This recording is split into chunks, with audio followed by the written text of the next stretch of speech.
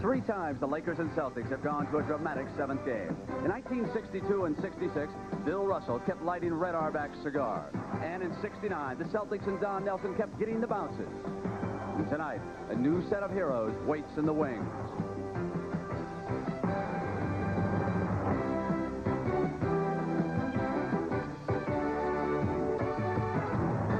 This spectacular series has been an emotional roller coaster. There has been drama, flair, sadness, hustle, exhaustion, aggression, retaliation, and raw anger.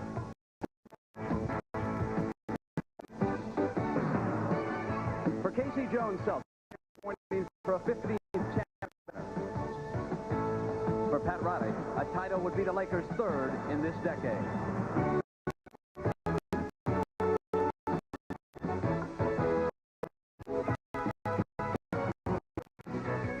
So welcome to Boston, a city in waiting, as the Lakers come to the Garden at the NBA World Championship.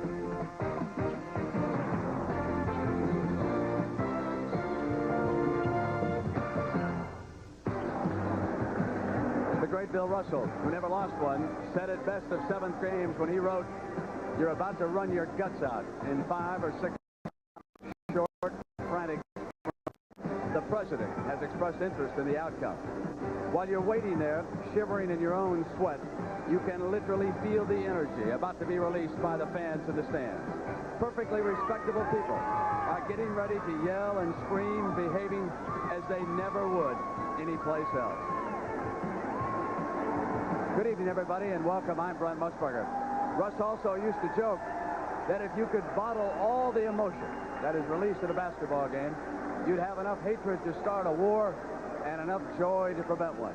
And here tonight in the ancient Boston Garden, we'll run the entire gamut of emotion. And when we're finally finished, the survivor will receive this trophy, the Larry O'Brien Trophy, for being the NBA World Champion this year. Here in the Garden, of course, you know the story. There is no air conditioning. It rose to 97 degrees on a Friday night. Tonight, it is just shy of 90 degrees, but it is not nearly as oppressive or stifling. They have found some extra fans, and that has helped the circulation tremendously. Still, heat fatigue will be a factor in this game. And for more on the matchup, let's go down now to Dick Stockton. Thank you very much, Brent. It is not as hot or humid as it was last Friday, and the Lakers feel that they were not prepared for that game. They have indeed come prepared for this game. This is a seventh game. There are only 3 players on both teams who have taken part in a deciding game in a World Championship Series. Kareem Abdul-Jabbar and Mitch Kupchak of the Lakers, and Dennis Johnson of the Celtics, and they did it with different teams. One man who was a part of a lot of seventh games and was also played a major role in 10 World Championships as a player and coach is my partner, Tom Heinsohn. What does a seventh game mean? Well, Dick, the seventh game, when that locker room door closes, you can cut the tension with a knife. And the biggest challenge for a coach is to loosen up the troops. I can remember in the Milwaukee series back in '74, loosening up my players by telling the worst jokes I could possibly find. So I think the coach that came up with the best joke writer is going to win this thing. Other than that, and the strategy before the game and how you handle the players, how do you size up this game, Tom?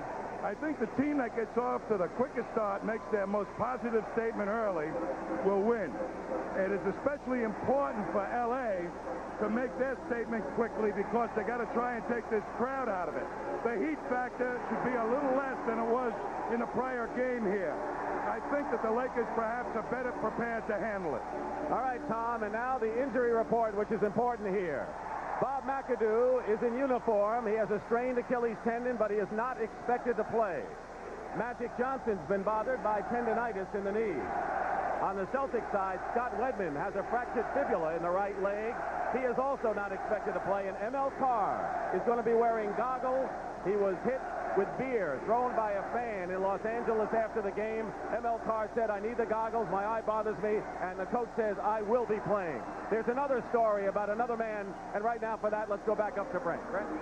Well, Dick, Kareem Abdul-Jabbar appears to be in perfect condition tonight, and that could be tremendous news for the Boston Celtics. Every time we get word that he is suffering from a migraine, it's the Celtics who have wound up with a headache. We're about ready for Game 7 of this World Championship. The NBA on CBS. Tonight's championship game is sponsored by light beer from Miller. Everything you always wanted in a beer, and less. Ford and your local Ford dealer. Have you driven a Ford lately? We're back at Boston Garden, and right now for the starting lineups of both teams, let's go to public address announcer Andy Jick.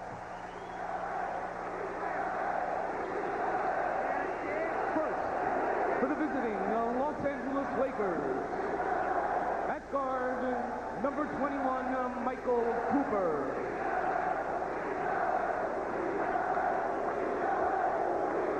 At the other guard, number 32, Irvin Magic Johnson.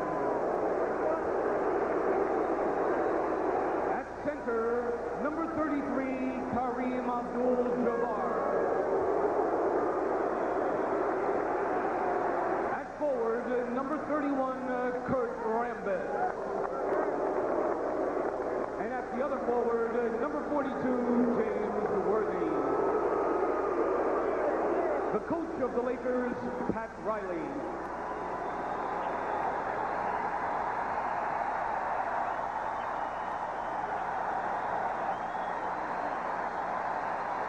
Now for the Boston Celtics.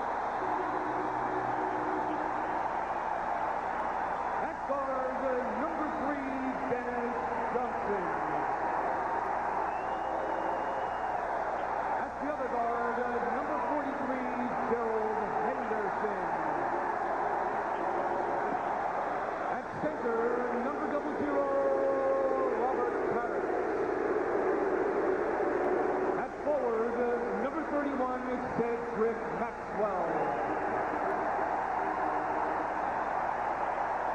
And at the other forward, number 33, Larry Bird.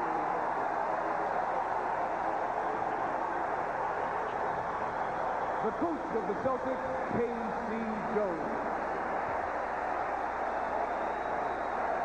Well, they say there's nothing louder than a packed house at Boston Garden for a big game.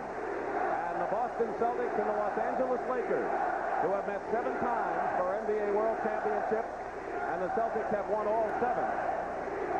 First one was when the Lakers were in Minneapolis, the last 6 when they were the Los Angeles Lakers.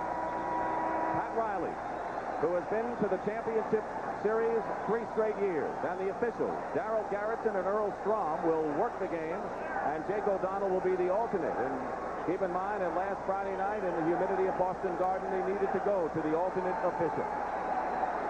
The Boston Celtics have never lost the 7th game for a title, and the Los Angeles Lakers have never won. And with that backdrop, and the duels between Magic Johnson, Larry Bird, and of course Kareem Abdul-Jabbar, we get set.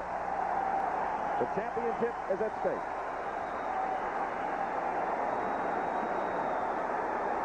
Darryl Garretson tosses it up.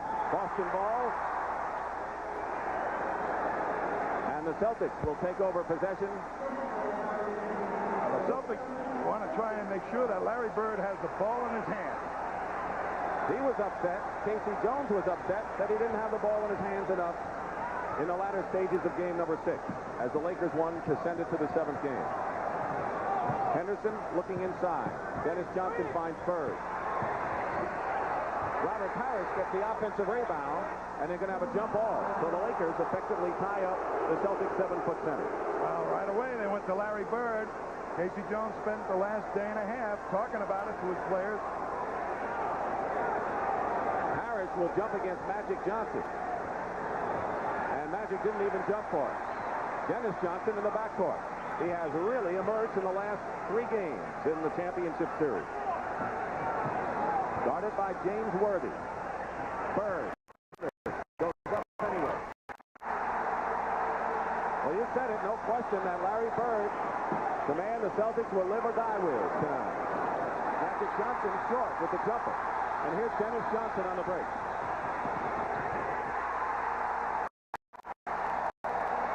Here's Kareem at the other end. And Kareem Abdul-Jabbar with an incredible play. He was tangled up, but managed to get the ball up and in. Has a chance to quiet the crowd in a 3-point play. The Lakers want to push the ball up as fast as they possibly can. Here's Kareem. What a move he puts on Henderson to slide by. A little trip there. Still enough balance to put it in. What a play. Gerald Henderson with the personal foul. Nearly a minute gone by, opening period. The Celtics are 12-1 at home in these playoffs. The Lakers have won 5 out of 9 road games. Henderson outside. They're looking for Maxwell, and now Henderson, who likes to penetrate, goes up and draws the foul. He'll shoot 2.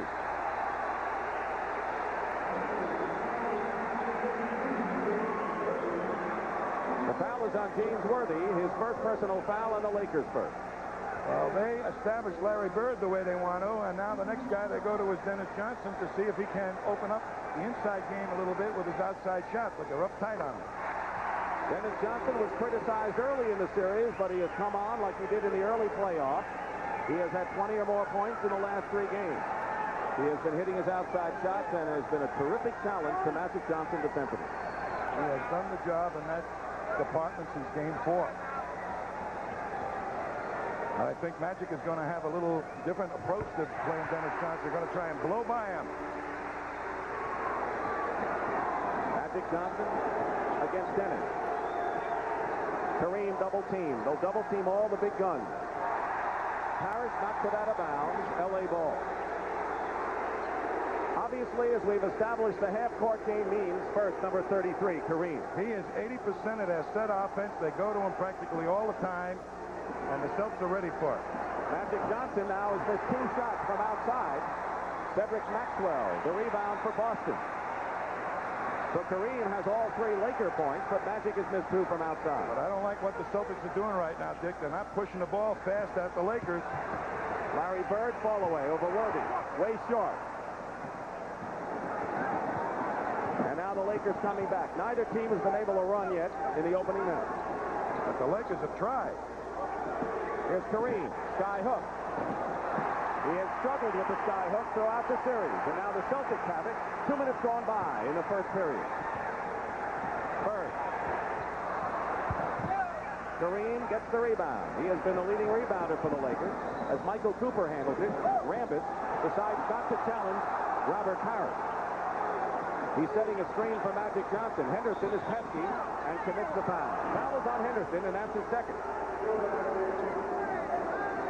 The Celtics will show a packed-in defense against Jabbar early to make Cooper and Johnson shoot from the outside. That time, Henderson challenged Magic. Magic Johnson has missed 2 outside shots. Worthy, who has been the second man the Lakers like to go to in half-court offense after Kareem. And now they're going to call Henderson with a 3rd foul. Gerald Henderson fouling away from the ball now with 3 personal fouls. And Casey Jones with 9:31 to go in the first period. They have to go to his bench and will. Here comes Henderson trying to guard Cooper on the cut right behind Larry Bird. He picks up his 3rd. And ML Carr is going to make his entrance, goggles and all. First dead ball. Kareem Abdul-Jabbar with the sky hook. He has all 5 Laker points. The Celtics lead by 1. Parish. Rambis clears. Fast break try. It's 2-on-1 L.A. Worthy, Cooper. And it's Michael Cooper with a 2-on-1. They got it up in a hurry, Tommy. When they get the rebound, they have the best team in the NBA to push it up against the defense. They'll beat you all the time. They got to hustle back. A.T. Jones said, quickest fast break he's ever seen. Maxwell going inside is called for the offensive foul. Cedric Maxwell on the charge. And now ML Carr has come into the ball game, replacing Gerald Henderson, who goes out with 3 fouls. Carr is the spiritual leader of the club. His steal in overtime sealed off game number 4 for the Celtics. The big win for them. Johnson out to Worthy. Rambis, no basket. And a 3-second violation has been called against the Lakers. Both teams very tentative right now. Not really into their style or where they like to be. The emotion of the game. They're not coming out quick. But they're going to the big guns. They're going to Bird on the Boston side, Kareem and Magic on the Lakers side. Dennis Johnson. Boy, he's had that shot lately. Dennis Johnson has 6 points. He has 6 of Boston's 8. Kareem has 5 of the Lakers' 7. Michael Cooper on the miss. Parish out to Maxwell. It's a 3-on-2 break for Boston. And Larry Bird has his second basket. 4 minutes gone by, first period. The Celtics lead it 10-7. Michael Cooper comes back and hits from outside, and he has been a reliable outside shooter throughout the series. Now the Celtics are pushing it up. Johnson against Rambis. M.L. Carr. Bad pass. Picked off by Magic Johnson. Cooper, 3-on-1 Lakers. Rambis. Foul. The basket is good. And the Lakers, making the most of the fast break, have taken an 11-10 lead. Their second lead of the game. Here's a steal. ML sees the man attack him, puts it on the floor, sees Kareem adjust, and the next thing you know, the quick hands of the Lakers, and long pass out. Look at this 3-on-1. You've got to get back quickly against the Lakers. You're going to pay the price. Foul is on Dennis Johnson, his first, and the fourth team foul on Boston. 5, and you're in the penalties. Kurt Rambis has a three-point play. And now the Lakers lead by 2. This is not a fast team that the Celtics have on the court right now, so they really have to work hard at getting back.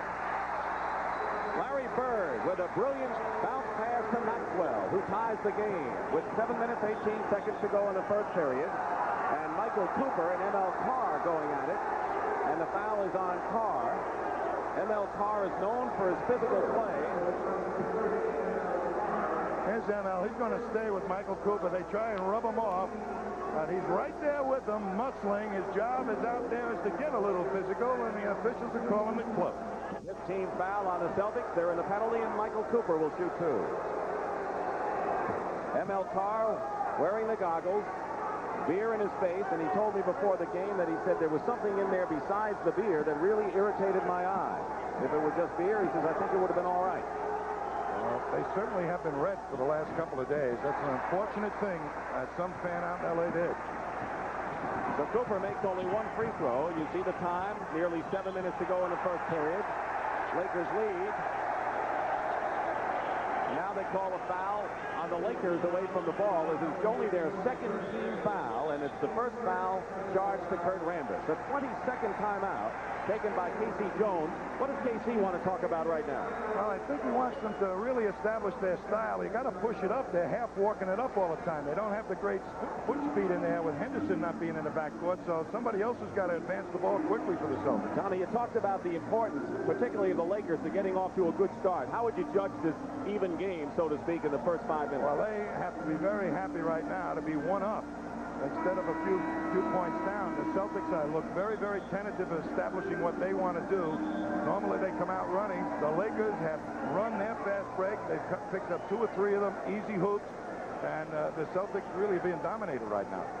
Kevin McHale is on the bench, and of course he'll be coming off it before long for the Boston Celtics. He was voted the best 6th man this year, but has been generally disappointing in the series so far. Bird is outside, and Michael Cooper, one of the best defensive players in the NBA, knocks the ball away. Cooper will cover Bird like a blanket, but there have been times Bird's been getting away from him. He scored very well underneath against Cooper, made him pay the price on the board. Robert Parish, who has the ability for a big man to hit the 12-footer, puts Boston up by 1, and we have under 7 minutes to play. We're in the first period. Dick Stockton and Tom Heinsohn here at the Boston Garden. And M.L. Carr hustles nicely and saves it to Dennis Johnson, who's going all the way in for the basket. No. He took too many steps. No basket. And I think he was just determined to go all the way inside. They had Larry Bird wide open and didn't dish it off to him. And he should have. He goes right into the pack. You can't see Larry Bird, who's right on his right side, but he ends up traveling. And the Celtics call a timeout. They lead by 1. NBA Commissioner David Stern amongst the capacity crowd tonight, as well as Larry O'Brien, the former commissioner, and the Larry O'Brien Trophy will be awarded to the winner of tonight's game as NBA champion. 14-13, the Celtics lead the Lakers, and the Lakers, who have been able to push the ball up effectively inbounded. Tough defense by Boston in the backcourt. A little pressure. But this is not the best press team the Celtics can throw out there. Cooper looking into Kareem. Kareem in good position. And Abdul-Jabbar now with 7 points in the game. He's averaging over 26 in the series, and he's the Laker high scorer. When he wants to get position, he gets it. Larry Bird now picked up by Magic and Cooper. They double him way outside. That was Pat Riley's plan. Carr is open. Now Rambis picks him up. Three-point attempt. Misses. But the Lakers with a good half-court defense as they double both Bird and Parish. Here's Magic Johnson. Looking behind him, the Bird. Lakers by one. Magic going inside, feeding Rambis. Kareem controls it, but into the hands of a Celtic. Parish to Johnson. Now Bird. Maxwell. And there's the long pass overthrown. As Magic Johnson thought he could spot Kareem down court, but even with 7'3" he was a little higher than that, wasn't he? That was the high, hard one, baby. 5.5 minutes to play in the first period. Look how tightly they guard Larry Bird. Maxwell goes in again and draws the foul. Keep in mind that Cedric Maxwell is a good pressure player. He was the most valuable player in the playoffs the last time the Celtics won an NBA title. As Jamal Wilkes makes his first entry into the ball game. He hasn't been the vintage Jamal Wilkes, but he can hurt you with good defense and outside shooting. Danny Ainge is in the game at guard for Boston. I think Casey recognizes that he'd like to have a little bit more speed in there, particularly after ML missed that outside shot. Rambis had committed a foul on Maxwell. It was Kurt's second, and only the third team foul on the Lakers. The Celtics already in the penalty. Maxwell makes the free throw. So Danny Ainge replaces ML Carr. He's in the backcourt defending along with Dennis Johnson. Wilkes came in for Rambis. Bird is guarding him. Maxwell overplaying Worthy nicely. Good defense by Boston as Bird gets the rebound. He is the best rebounder for either side. Danny Ainge pulls up. Parish keeps to the line. Under 5 minutes to play, first period. Boston by 3. Dennis Johnson. Loose ball, and Kareem has it. Watch Magic leads over break. He's got Worthy and Cooper, and Wilkes is the trailer.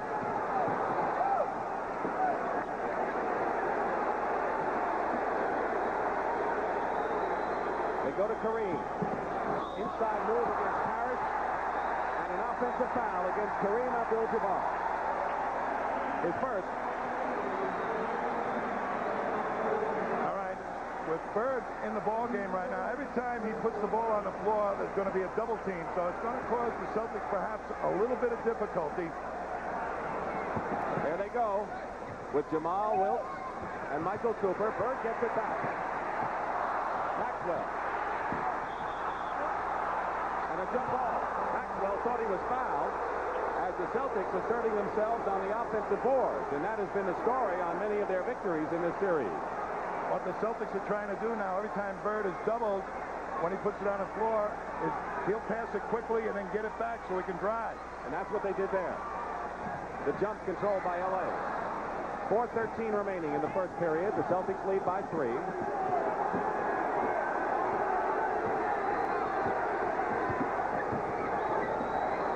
Worthy, double team, and he's pushed. And that is the 14th foul by Boston. So the Lakers will inbounds from under their basket. The foul is on Maxwell. 2 personals on Maxwell. Henderson, Gerald Henderson, the playmaker who started the game for the Celtics, has been on the bench with 3 personal fouls. You know, when you're playing a 7th game like this, you have a tendency to not want to make one single mistake. And that is not the way the game should be played. You got to play it with a little bit more abandon. They say James Worthy was in the act of shooting, but he misses his first free throws. And, of course, if you want to concentrate on not making mistakes, that's usually the time you make them. You're second-guessing, you're hesitant, you're tentative, and that leads to turnovers. Celtics with the ball in a 2-point lead. Wilkes guards Bird pretty well. He's an underrated defensive player. He's just an all-round outstanding player. Here's Bird trying to get away. Gets it into Parish, who's doubled. Maxwell picks up the air ball, and he's fouled. Tom, if it weren't for Cedric Maxwell and his hustle inside, the Lakers, with their smothering defense, might have a bigger lead than they have now. Whenever it gets inside, here comes the double team. And Parish ignores it. That's a pretty tough double to shoot over, but watch Maxwell. Very aggressive rebounder. Always has been a Superman in close to the basket for several years for Boston. Byron Scott, who is the unquestionable hero of game number 6 for the Lakers. He lit the fire for L.A. and kept it going. Has come into the ball game. The personal was on Michael Cooper, and now the Celtics lead by 4. They scored the first 4 points of the ball game, and they're up 20-16. 3.5 minutes to play, and the Lakers come right back. I'm sure Pat Riley was happy to see Jamal hit that one. Wilkes with his first points of the game. Parish short. And Byron Scott with it. Lakers looking to tie it up. Magic Johnson blows past Maxwell and goes in, but misses the layup. Magic Johnson loses the ball to Byron Scott, and it's a 3-on-1 break. Magic Johnson in the middle. Kareem is fouled.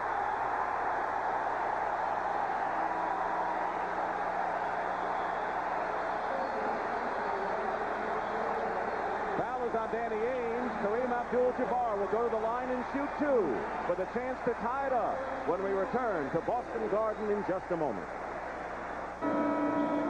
On the CBS chalk wall, we're going to see Larry Bird right here, going to be double teamed, and the Celtics, once he dribbles over there and gets double teamed, try and shake him loose. You'll see Danny Ainge pop out right here and now draw his man, and Larry Bird will take off to the basket and get the pass. That's how they're going to try and defeat the double team and make the LA defense rotate. Meanwhile, Kareem Abdul-Jabbar, fouled by Danny Ainge, is on the line. Kevin McHale has come into the ball game for the Celtics with just under 3 minutes remaining.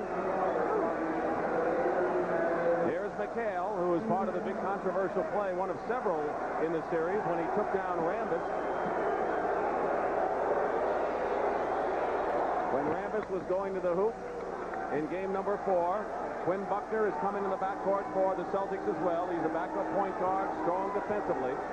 So right now the Celtics will have Quinn Buckner and Danny Ainge in the backcourt. McHale, Bird, and Parish up front. Kareem hits the free throws. He has 9 points to lead every score. And we have our third tie of the ball game at 20. They'll give Buckner the outside shot. He's inconsistent with it. Kareem overplaying Parish, and Parish lost it going up. Wilkes straps and holds on. Here come the Lakers and Magic Johnson. Throws it into the hands of Ainge. LA is back on defense, but Ainge is going all the way in. Good quick hands. Buckner and Ainge are the 2 best press men that they have, and I think Casey Jones has set them to the task. Get back there and double. Magic Johnson with a screen from Kareem. Hits outside for the first time after missing his first 2. And Johnson, who's averaging over 18 in the series, has only 2 right now. But he contributes in so many ways. Danny Ainge comes back with a long-range bomb. His second field goal, and with under 2 minutes to go, the Celtics quickly regain their lead. He's the emotional tactic. When he gets hot, you don't turn him off till halftime. Kareem. And a foul inside on Boston.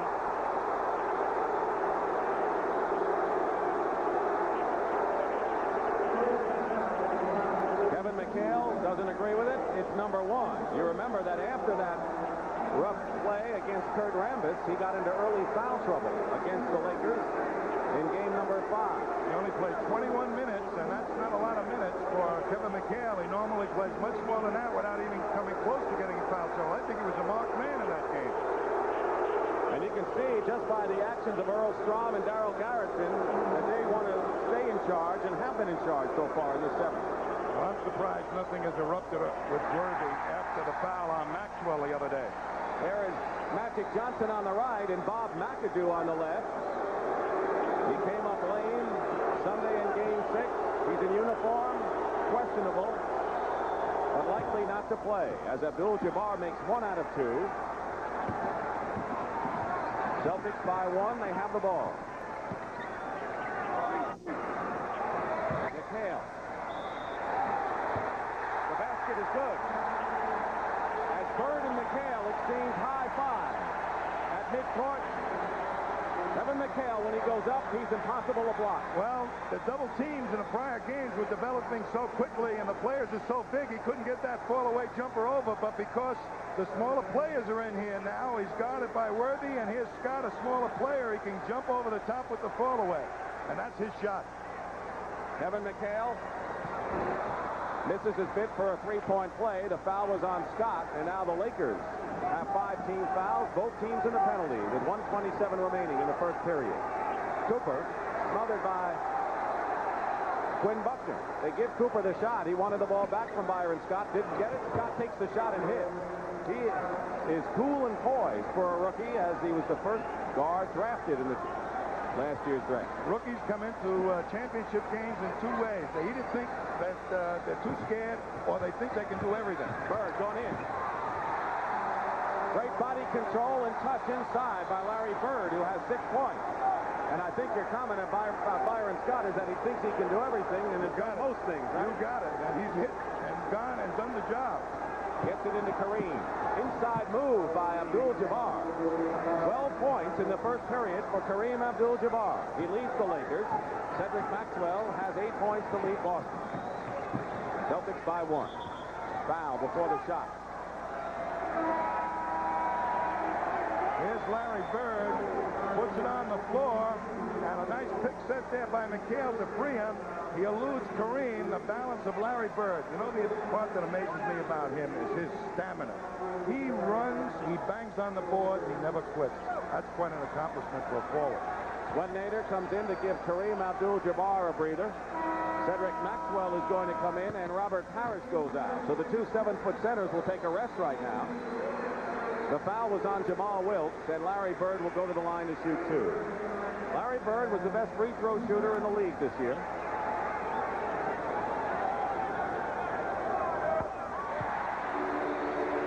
He challenged his own team when he called them sissies before Game 4, and then he took on the lead.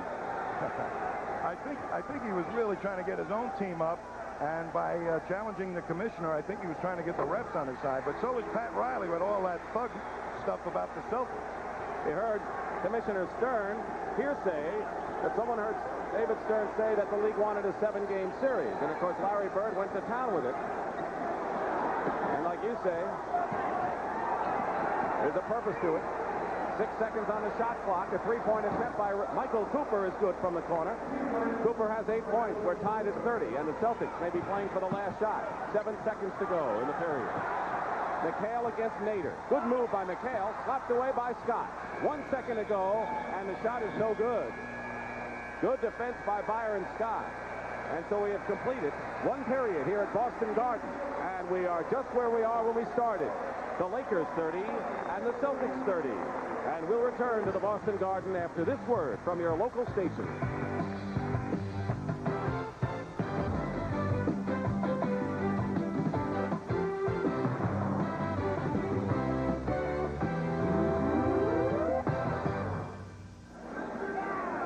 We're keeping track of the temperature here in Boston Garden, and it says 91 degrees.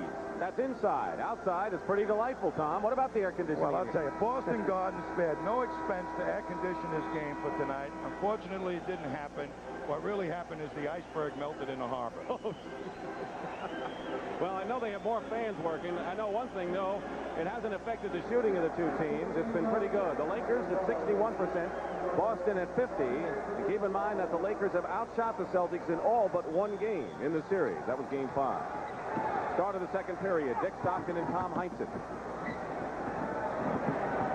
The Lakers have Nader at center for Kareem, and the Whippets, Cooper, Scott, Worthy, and Wilkes. And there was James Worthy with an exhibition of his quickness inside. And he is unique in that. Once he gets the ball going strong to the basket, you can't stop it. Lakers lead. Cooper is on Ames. Jamal Wilkes is on Bird. It goes in and draws the foul. Interestingly enough, Cooper is not guarding Larry Bird right now. Jamal Wilkes is.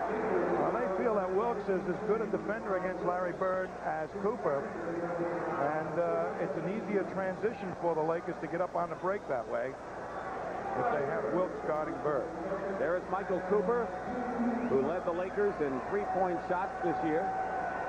Foul was on Jamal Wilkes' second. Larry Bird hits the first free throw. Bird, leading scorer for the Celtics at over 28 points a game. From French Lick, Indiana. Went to Indiana State at Terre Haute.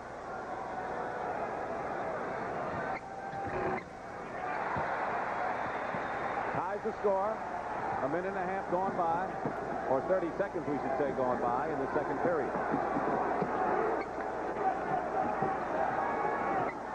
Inside to Nader. He's got that hook shot, not in position for it.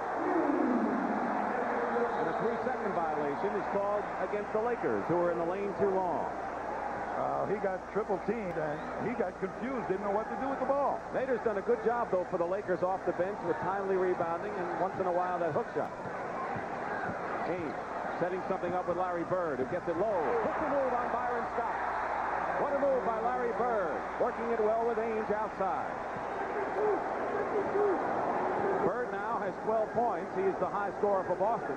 Kareem Abdul-Jabbar, who's on the bench, has 12 for L.A. Wilkes. Bird the rebound. Gets the break out to Maxwell. He has Buckner with him.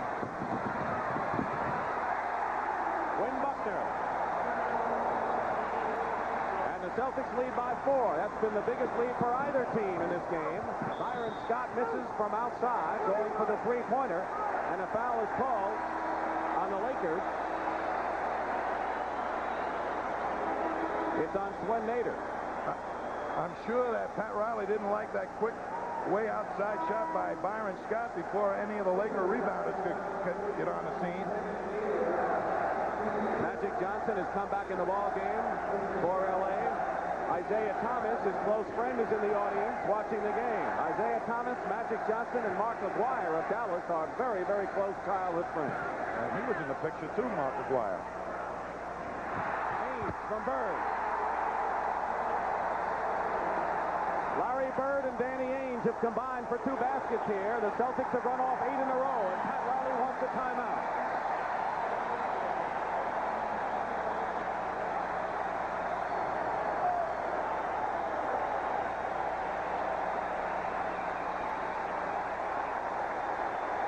A 20-second call by Pat Riley.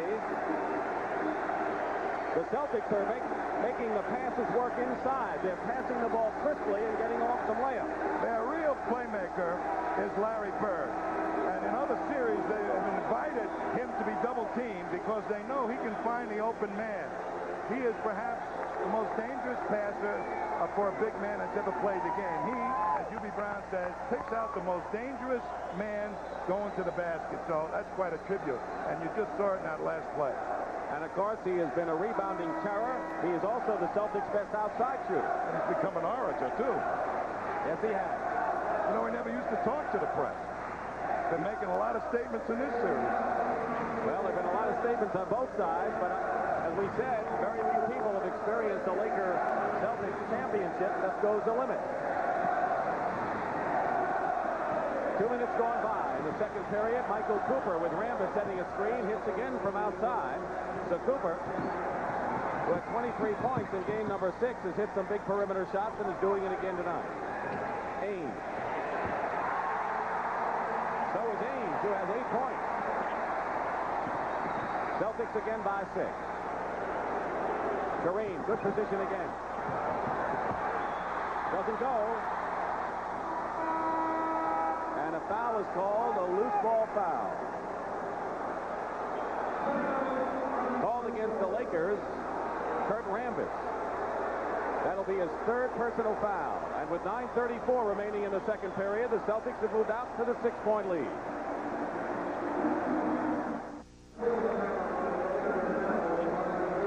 Bird is the most dangerous passer against the double team. Here we see one player.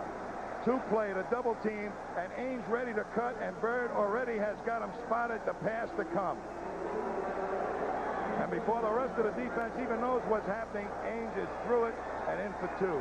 That's why the Celtics want the ball in Larry Bird's hand. And the Lakers have made a move. Mitch Kupchak has come into the ball game. Mitch Kupchak, who has making a comeback from 2 severe knee operations, and he'll be guarding Kevin McHale, a move that Pat Riley thought about using early in the series. But the Lakers get the ball back on a turnover, and Magic Johnson gets out of the crowd.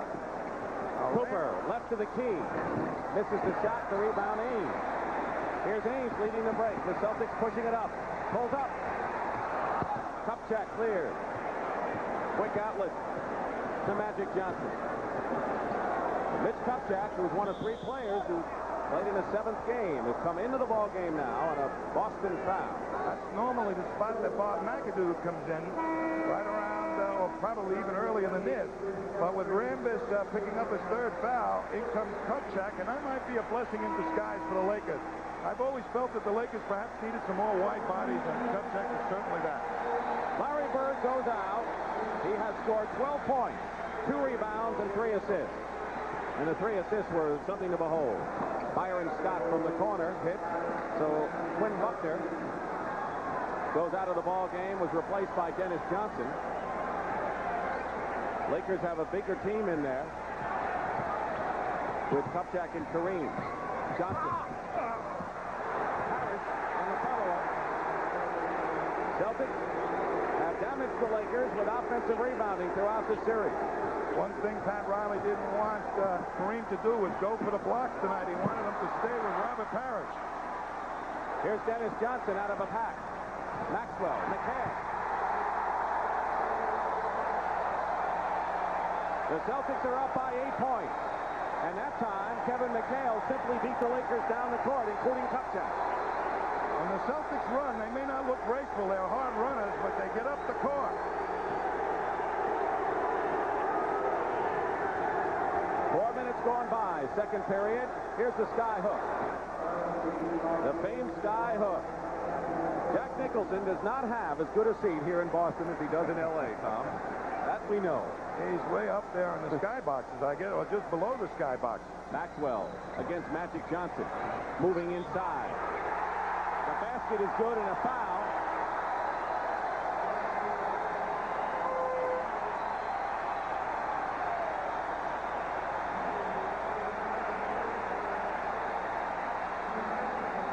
Somehow he always goes unnoticed, but in the big games he is very much there, and Cedric Maxwell, looking for his 11th point of the ball game, has it as Byron Scott commits his 2nd personal foul.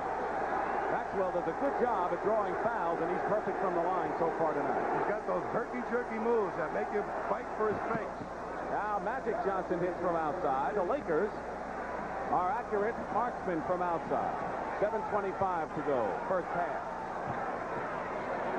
McHale and Dennis Johnson.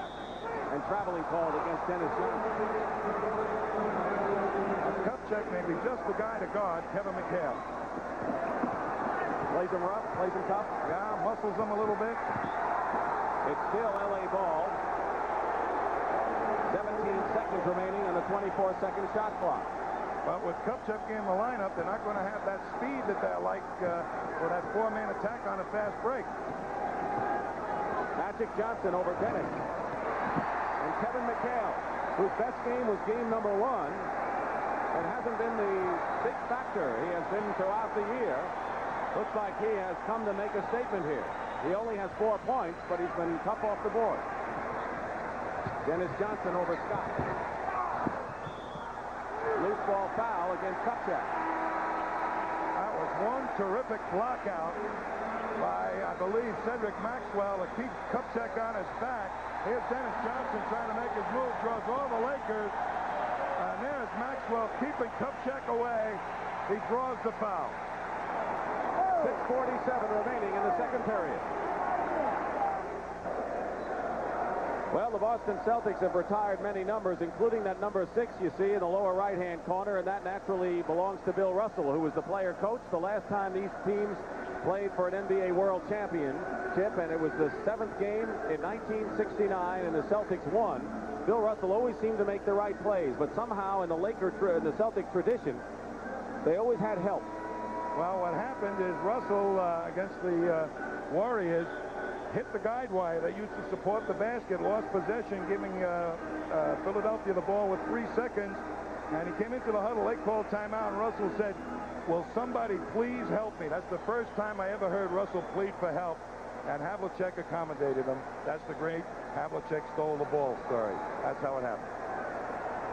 So that's the name of the game, and keep in mind that the Celtics, when they were trailing 2-1 in games, banded together, talked about what Celtic pride was all about. The Lakers have it too, obviously. You saw the rebounding story. Celtics leading 15-9. Casey Jones, who played with Bill Russell at college at USF, won 2 national titles.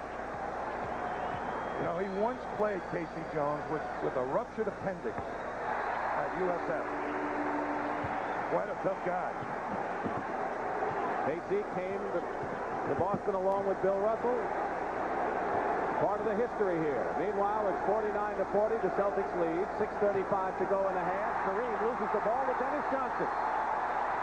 Celtics just squeezed him. ML Carr back in the game, wearing the goggles. The Carr and Dennis Johnson in the backcourt. Carr goes up looking for a foul. Nothing doing. And it's going to be LA ball. Larry Bird is back into the ball game for the Celtics. And they're putting Bird in the backcourt to take ML Carr's place. So the Celtics will play with their biggest possible team and also the slowest. Now what about the Lakers? They still have Kupchak in there. They don't have a fast team. So it may be their slowest team against the Lakers' slowest team. James Worthy also back. Nearly halfway through the second period. Kareem is fouled this time. Dennis Johnson and Robert Parish have been all over him. And the foul is on Parish. That is his first personal foul.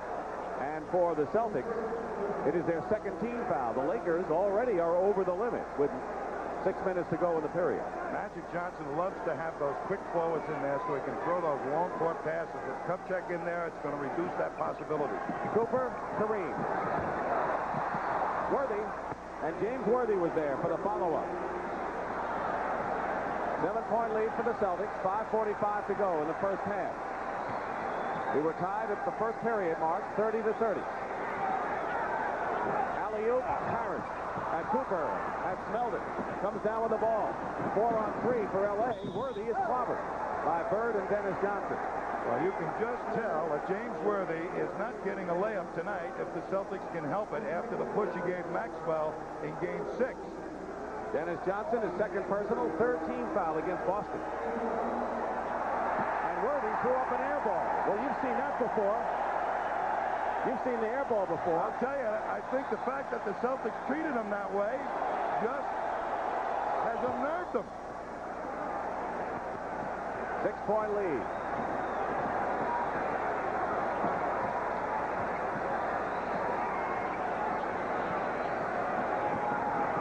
Bird against Cooper. Doubled by Magic. Dennis Johnson doubled again. The Lakers' half-court defense has been superb. McHale is short, but Parish is there. Well, their half-court defense is superb, but they're not boxing out inside. Well, the Celtics were very patient, moved the ball several passes, and then got that offensive rebound. Kareem finding Kupchak inside, and Mitch Kupchak scores his first points of the ball game.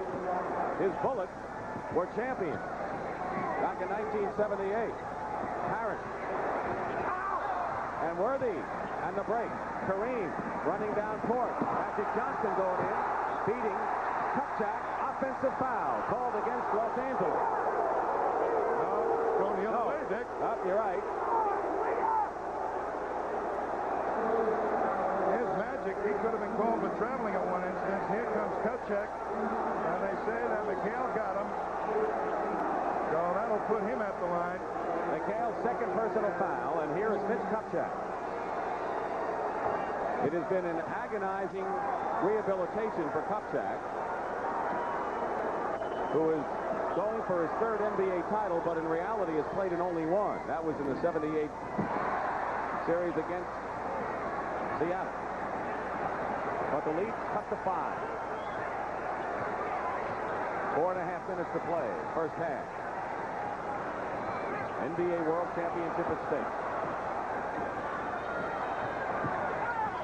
Bird. Parish. And McHale. Good hustle, knocks it out to Dennis Johnson.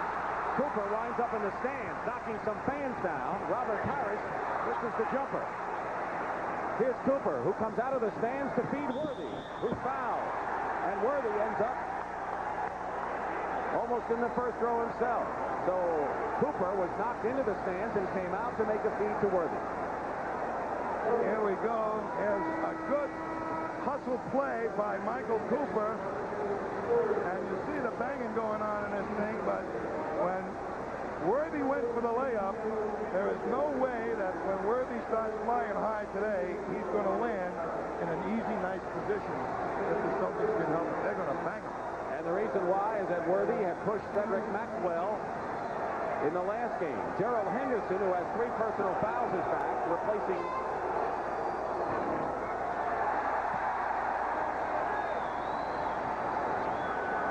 Robert Parish is out of the ball game.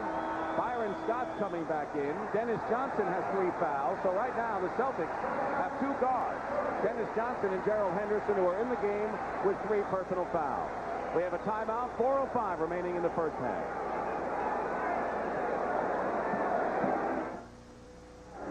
Boston Celtics with a 5-point lead. It was up to 9, and the Lakers have come back. But right now, we want to remind you that coming up at the half, Brent Musburger will be along tonight. A look at some of the most memorable Lakers-Celtics games ever. Brent's live guest will be former Celtics great John Havlicek.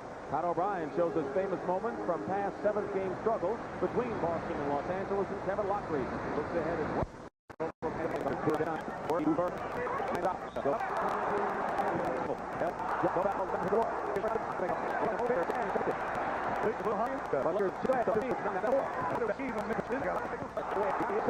Went between the defenders, but Lakers locked them away. 6 seconds remain on the 24-second clock. He gets up. And now, one out from the range. Number 2. And they got Bird guarding Jabbar. Quick passing by L.A. Good fake by Byron Scott. 3 seconds on the clock. And the Lakers just wasted the time away. Here comes Boston. Maxwell. That should have been a goaltending. If they don't call it, the man grabbed the rim. A man grabbed the rim. That's an automatic goaltend. James Worthy commits the foul, his second. Here comes Henderson. And Maxwell eludes him, goes up and under. Now watch Worthy grab the rim. He can't grab the rim when you're shooting in the process of shooting the ball. Each team in the penalty, and Maxwell 7 for 7 from the line to shoot 2.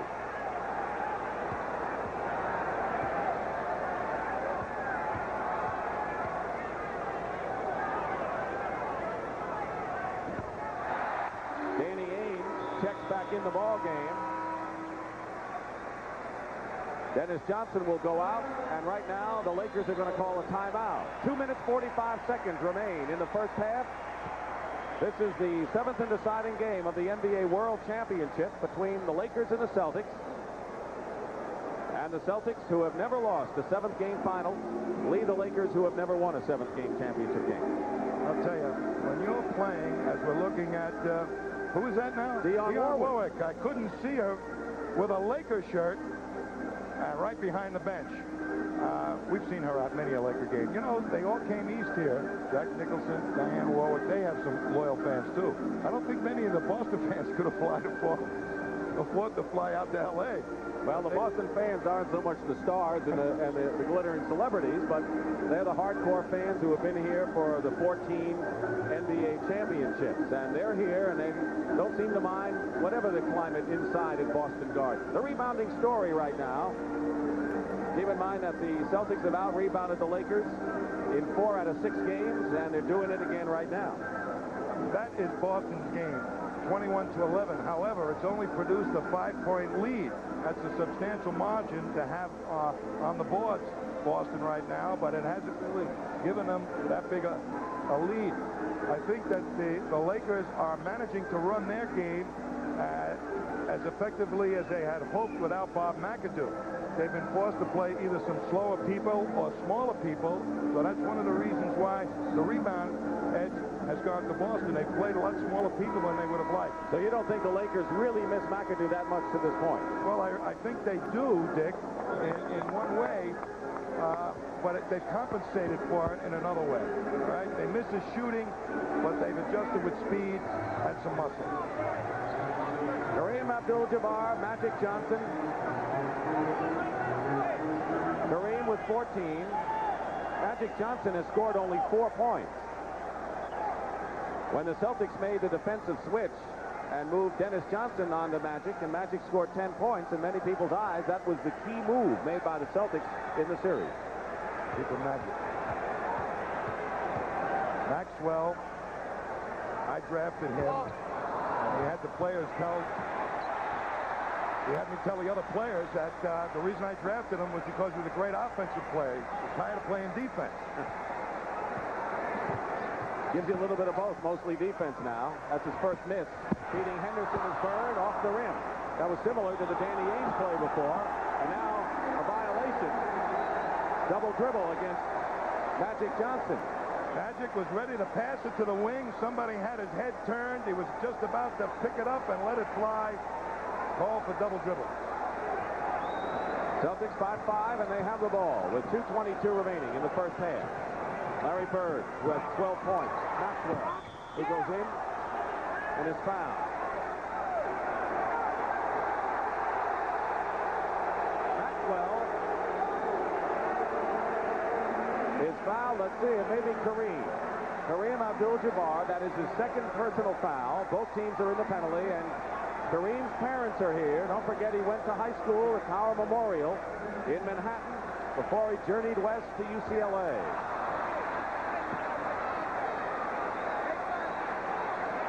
Remember Maxwell before the York series? He had one black sneaker on at the practice and one white one. One was in mourning when Philadelphia got knocked out, and the other one was for himself because he had to play Bernard King. I don't blame him. Kareem and Magic. Magic Johnson.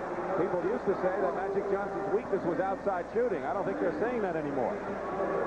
Say on his jump shot now, you can't slip $1 bill under his sneakers. Under 2 minutes to go in the first half. McHale feeding Maxwell, who's fouled.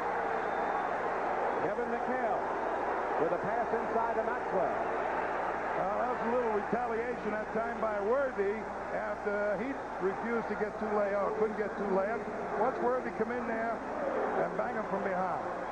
Third foul on James Worthy. So Worthy and Rambis, the starting forwards for the Lakers, each with 3 fouls. And Dennis Johnson and Gerald Henderson, the starting guards for the Celtics, have 3 fouls. And now Mitch Kupchak will be coming back in the ball game. One of the most weird things in this ball game, as far as Pat Riley was concerned, was Rambis picking up his 3rd foul, and now Worthy in foul trouble. And the crowd boos him as he goes to the bench. There's Rambis. Under 2 minutes, 1:51 remaining in the first half. 5-point lead for Boston.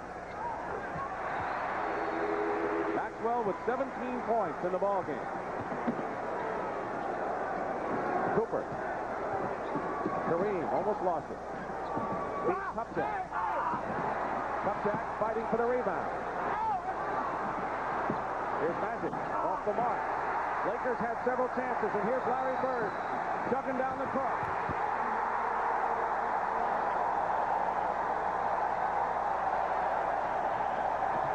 Michael Cooper is fouled by Kevin McHale, I believe, at the other end. The Lakers coming back on the break after the made basket by Boston, something they do well. McHale made that foul deliberately. Here's a great steal by Larry Bird. Off he goes, and watch the second-best passer on the team, McHale, give it right back to Bird for the cram. Up the other end, you see Maxwell, after a great play like that, you don't want it to come back with an easy one. He hammers Michael Cooper. So McHale with 3 fouls now. Kevin McHale with 3. He has scored 4 points in the ball game. And Robert Parish is going to go in for Kevin McHale. This has not been an easy series.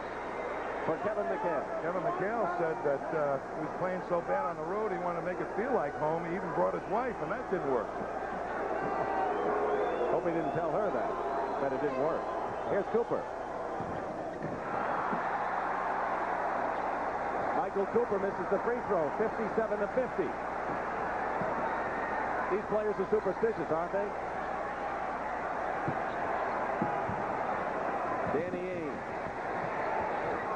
Cooper the rebound. Chance to come within 5 for the Lakers with 1 minute to go in the first half. I'll tell you, Boston's been playing that game, and L.A., without Bob McAdoo and some unusual people playing, are hanging right in there. Mitch Kupchak with the outside shoot. 5-point lead. We were tied at 30-30 at the period. Henderson.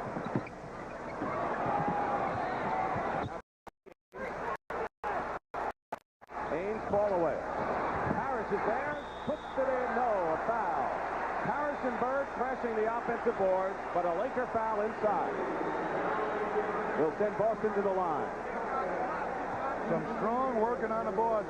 Larry Bird was open. Here's Ainge's shot, but because he was open, Bird was in there. Strong move by Parish to pull it down. Kupchak with the wide body trying to angle Parish out, picks up the foul. Kupchak, the personal. Parish. Mitch Kupchak, who's playing more with Bob McAdoo on the bench for the Lakers. Strained Achilles tendon.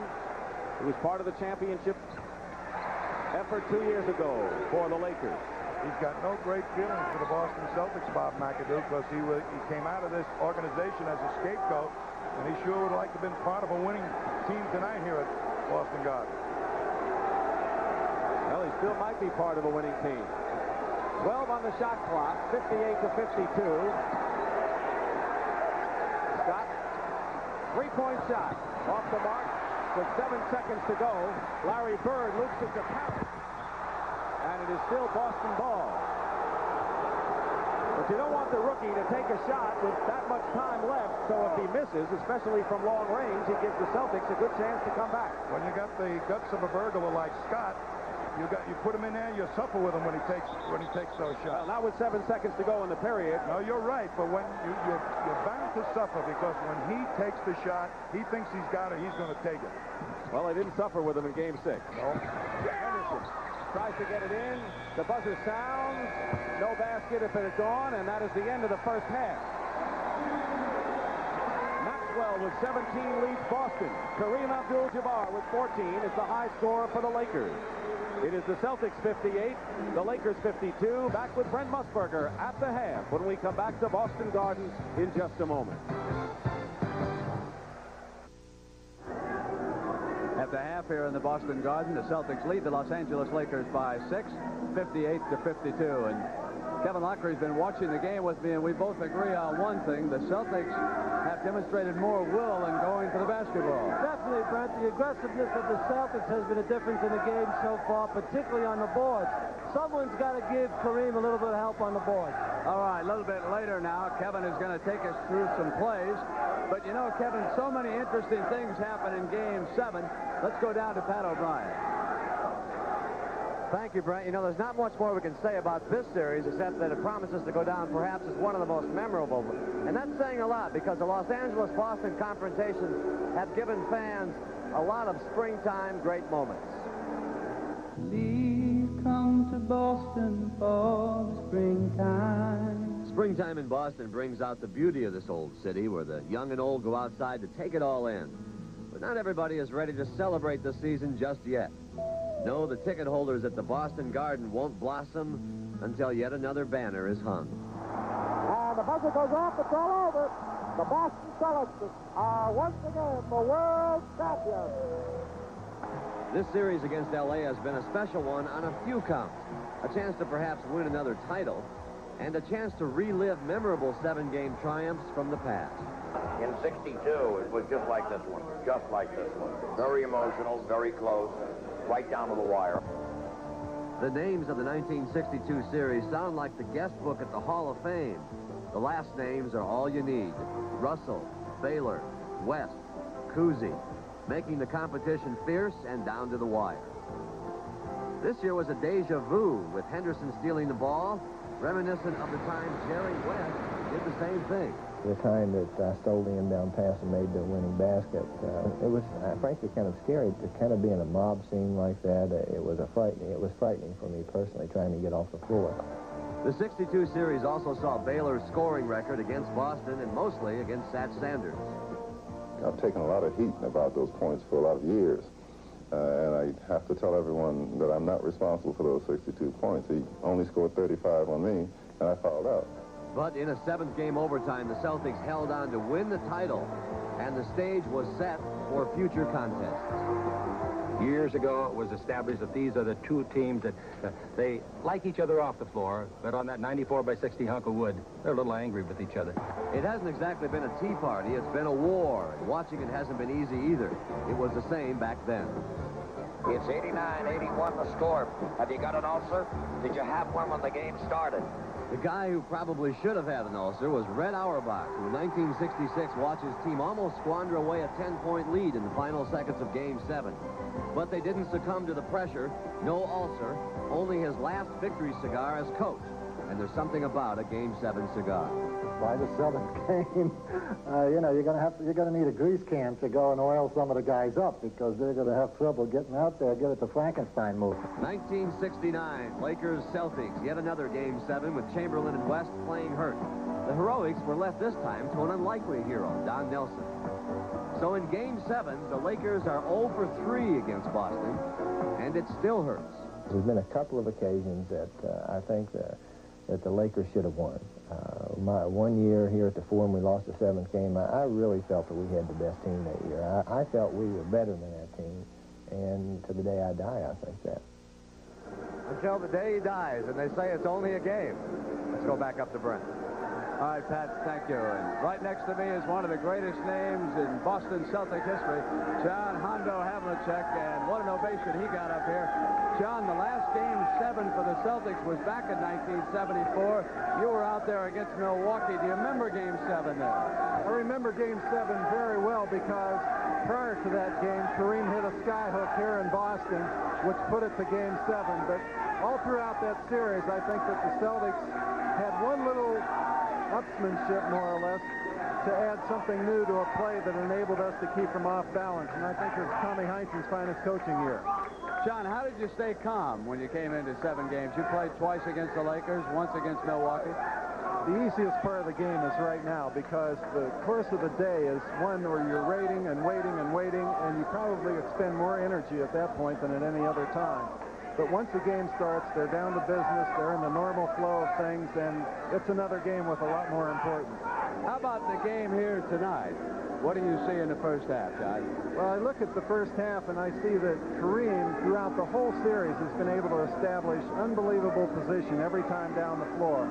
If he gets the ball that deep, he's definitely going to score or get a good attempt. On the other hand, the first half, the Celtics have been making a few shots which the Lakers are not able to run off of. I noticed that the Celtics also went to basically a 1-4 offense with Larry Bird in the guard position. When they do that, they're big up front and they have a big team, but if they miss, there's only one man back, and they were able to score a couple of times. You Celtics always made it tough for somebody to try to shoot a layup, too, John. I know.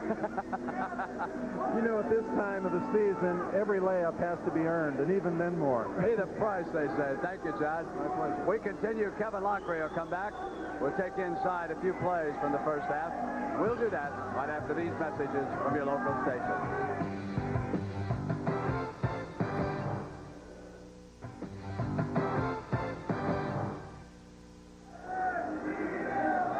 John Havlicek said that Kareem Abdul-Jabbar is setting up wherever he wants to in this series. Kevin, what have you seen about that? That's true, Brent. He's getting the ball so down and deep, but sometimes that can be deceiving, because it seems all the Lakers do every time they come down the floor is give the ball down and deep to Kareem. Here he is against Parish, a little spin move to the baseline, easy layup, but that's been the whole offense, particularly in the half-court game. And, of course, the critical difference, as we both said, the Celtics have been out-rebounding the Lakers. They've been out-rebounded by 10 rebounds, and that's been the difference in the game so far. The aggressiveness of the Celtics, and it's led to many easy baskets on the offensive board.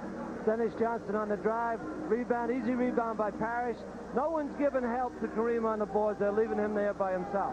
You know, we have a problem in the NBA, and that's that intentional foul. And, Kevin, I don't know how you feel, but I think they have to change the rule here. I think so, too, Brent. We as coaches tell our players, don't give them the back because you don't lose anything. Make them make the 2 foul shots. You really can't blame the players. I think we have to change the rule, make it a technical foul, 2 foul shots, and also give the team the ball back.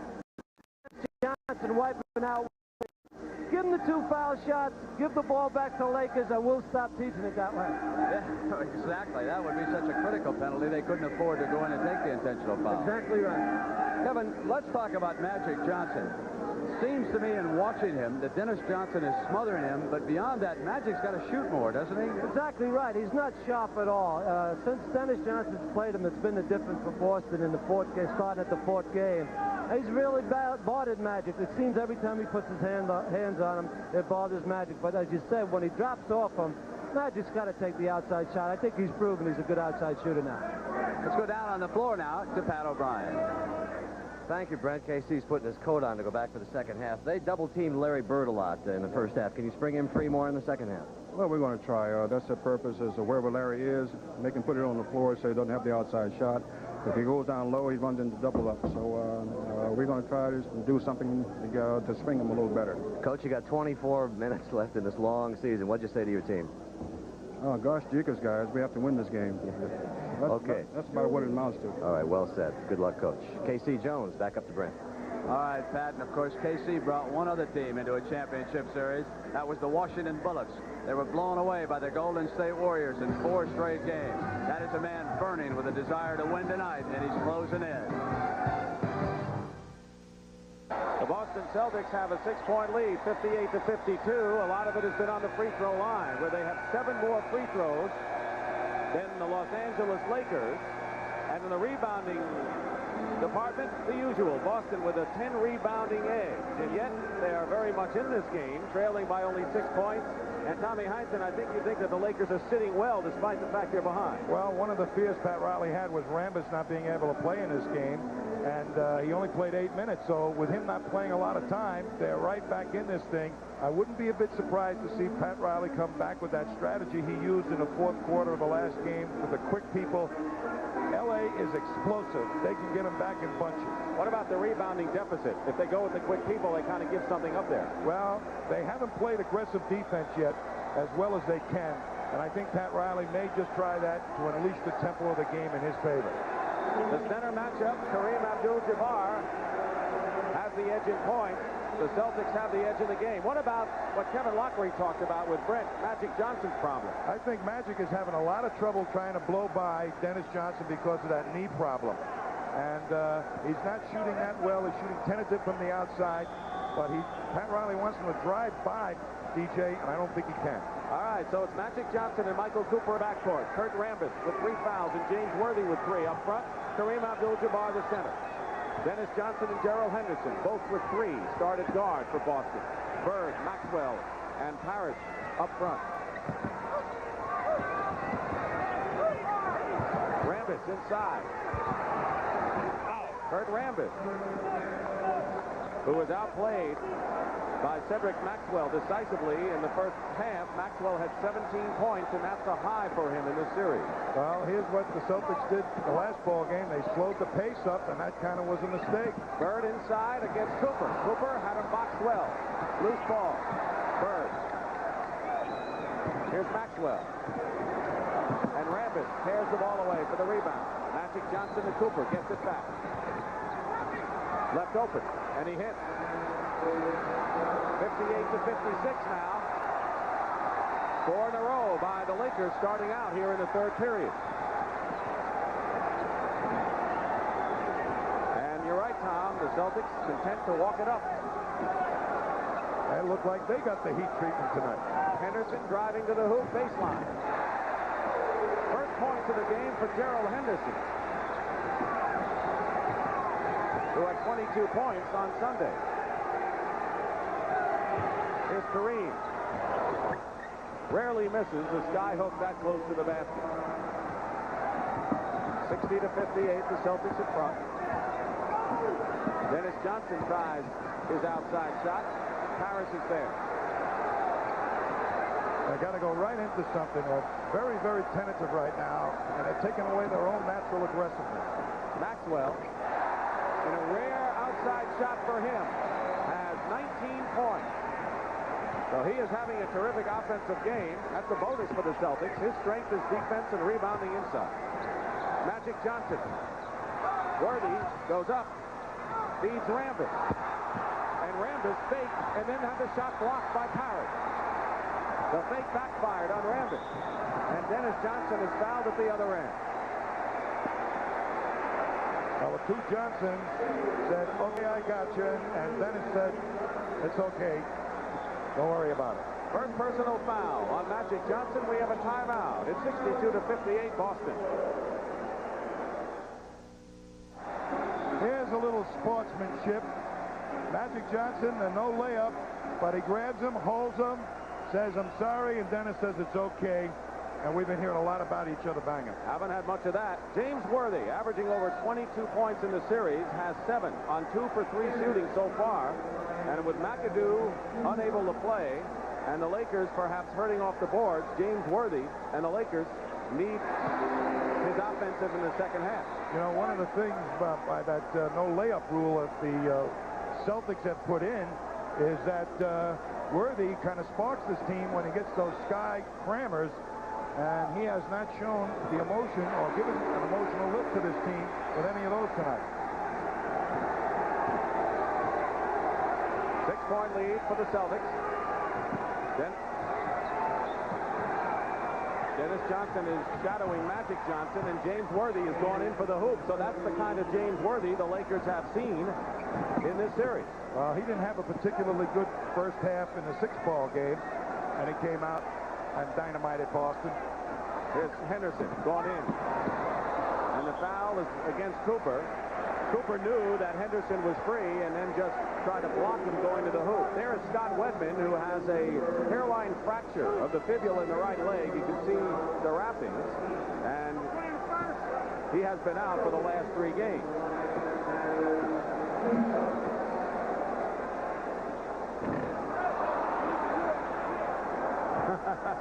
Someday she'll say I was to the 7th game of the Boston-LA championship. With my teddy bear.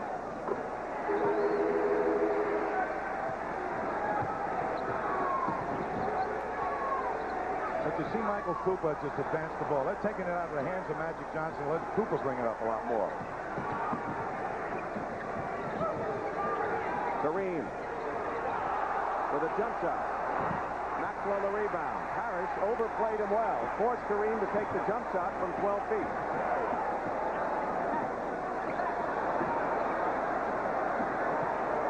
Here's Parish. Short. Rambis. And in the hands of Magic Johnson. Gets it back. And Maxwell going to the hoop. More sportsmanship. He helps Gerald Henderson up. Well, that's what Pat Riley wanted him to do. Blow by people, take it to the basket.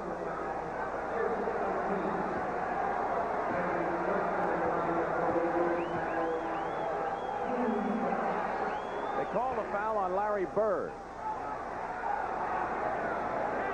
His first. 1 on Bird. Magic going for his 10th point of the ball game. He has it. And the Celtics, who once were ahead by 9 points in the second period, have seen their lead cut to 65 to 62. Lakers had come within 2 a few moments ago. Henderson going off the screen. Largely overlooked. Coming in, he's made some big plays. Steals, scoring in the last game, Gerald Henderson. Celtics 5-5 again with 8:10 to play in the third. Here's Kareem, 3 men on him. Magic couldn't get the shot off. Cooper forces it. Kareem lays it in. Wasn't pretty, but the Lakers got 2. Well, he hung in there for the rebound. That's what you have to do. You can't give up. You got to stay aggressive on the board. Half-court offense for the Celtics.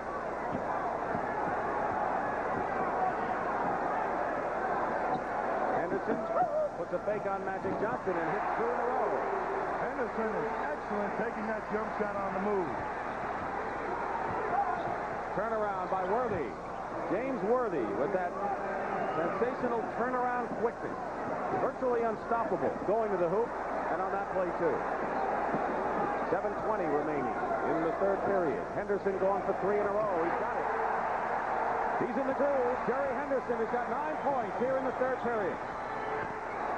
Michael Cooper coming back in hits, and they are shooting brilliantly in this ball game. Both teams are from outside. The Celtics are up by 3 with 7 minutes to go in the third period. And this is just about the point where you hope that one team will crack. Bird on a pass from Henderson, blocked by Cooper, and it's LA ball. Michael Cooper came out of nowhere to make a terrific defensive play as he blocked Larry Bird inside. Kevin McHale is coming into the ball game for the Celtics, and LA with the ball can move to within 1 point.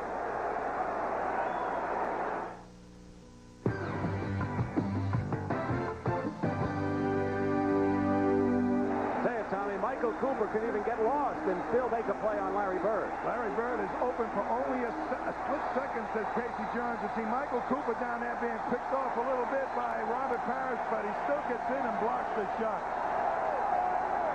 That's hustle. The Boston crowd on its feet. They're looking for Celtics defense. But with 6 minutes and 51 seconds remaining in the third period, the Lakers can come within 1. Both teams shooting well, but the Lakers are in the 60s. And that's phenomenal anytime. Worthy, who's come alive a bit in this period. Fighting for the loose ball. Parish has it. 10 rebounds for Robert Parish. Steal by Magic Johnson. He anticipated that play by Bird. You don't see Bird throw too many away. Magic looking for Kareem. Quickly back. Wide open. Short. And Bird gets the rebound. So the Lakers have had 2 chances to come within a point. Dennis Johnson. And now Magic makes a steal. And getting it right back is Henderson. Magic again. Dennis. And a foul. It's on Lakers. But it's great hustle at both ends. And if you want to see defensive basketball in the last 30 seconds, we've had more than you can handle. Magic really hustled back and got into the passing lane when it looked like a sure layup. Now that's what the great ones do. Make the impossible look easy. And stayed right in there. But I'll tell you, neither team is given a quarter right now. They're going tooth and nail. Magic second personal foul. The team fouls. Lakers have 3 and the Celtics 1 with 5:57 remaining in the third. You know, you try to make the other team crack. You force the ball at them. You try to make a mistake. And both teams are really showing great willpower. Is this the kind of a game where somebody could crack by the end? Well, LA has got the speed to score them in clusters, and Boston is aware of it. Kareem to Worthy. James Worthy now with 13 points, 6 of them coming here in the third period. 73-70 Boston. Parish. Short. And again, the Lakers, this is the third time they've had the opportunity to come within a point. But there's no movement on the Boston offense right now. They're all standing around. Magic Johnson looking inside to Rambis. And Kurt Rambis gets free and a fine pass from Magic. And now it's a 1-point ball game. So the Lakers are hanging in there, despite the fact they don't have Bob McAdoo. Well, they hung in there very well without Kurt Rambis in the first half. Bird. How does he do it? I don't know. I mean, he waited for all of them to go up in the air, saw a little room, and got the shot off. Wasn't much room at all. And he just got it off the glass at the right angle. Kareem, low. And a foul.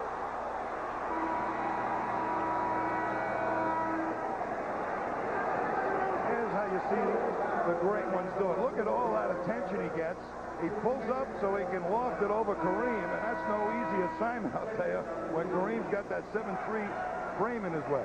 Maxwell, who has 19 points to lead the Celtics, coming back in the ball game, and Jamal Wilkes, who has scored 2, but is always a threat, is in the ball game for the Lakers. Rambis sits down for Los Angeles.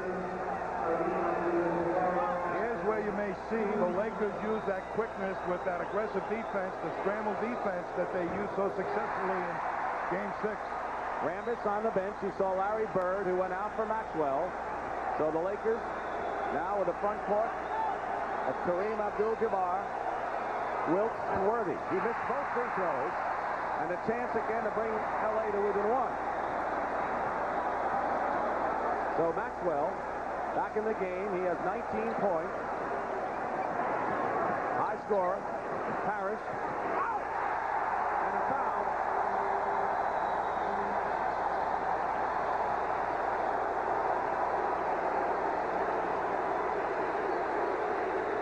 Robert Parish is another man who was maligned early in the series. Yeah, and I believe because they didn't really call his number a lot, but when he gets the ball in that good low post position close to the basket, he's as unstoppable as Kareem. But he has trouble passing out of the double team, so Casey Jones went with other players down there. Maxwell, Bird. Foul was on Michael Cooper, his 3rd personal foul. Lakers have 14 fouls, Celtics 2. Sky hook by Kareem, the all-time leading scorer, breaking Wilt Chamberlain's mark, and Abdul-Jabbar now with 20 points to lead L.A. 78-74, the Celtics lead. We're getting down to 4 minutes to go in the 3rd period. Parish, baseline, long range, but there's the count.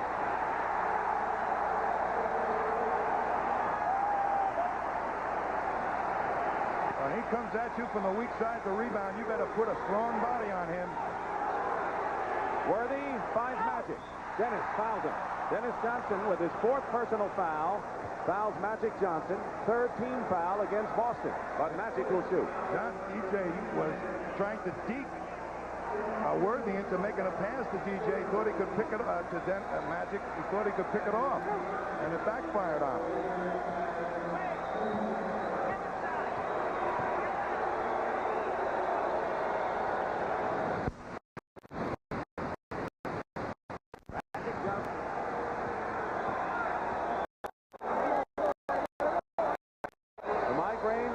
That have affected Kareem throughout the series. Not bothering him today. Magic Johnson, 12 points and 10 assists. Why would they be giving him a green and white pill? He's not going to take it. Dennis Johnson comes back with a big hoop. He has 6 points in this period, and with 3.5 minutes to go in the 3rd, it's 82-76. Lakers have come within 3 points, then 1. Loose ball. Wilkes travels. In addition to that, he was in there for 5 seconds. You're only allowed 3. It was a camping trip that time.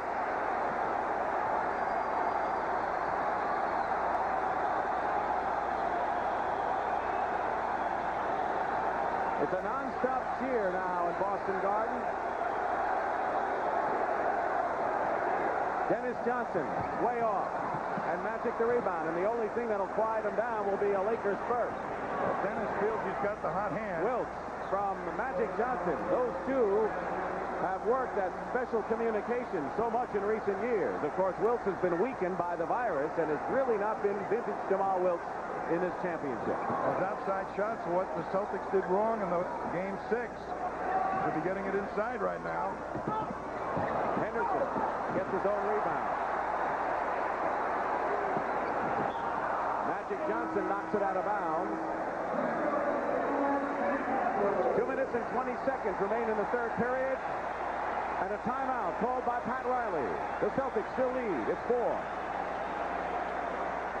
Red Auerbach, who will hang up the general manager's title after this game and will be the president of the ball club, and he's responsible for all those green and white banners up there as a coach or general manager and president. 14 in all for the Boston Celtics, and Pat Riley said we're going to come in there with all the ghosts of all those championships and see if we can win one there. Now this is a very big story indeed, because it has been the key to virtually every Celtic victory in the series.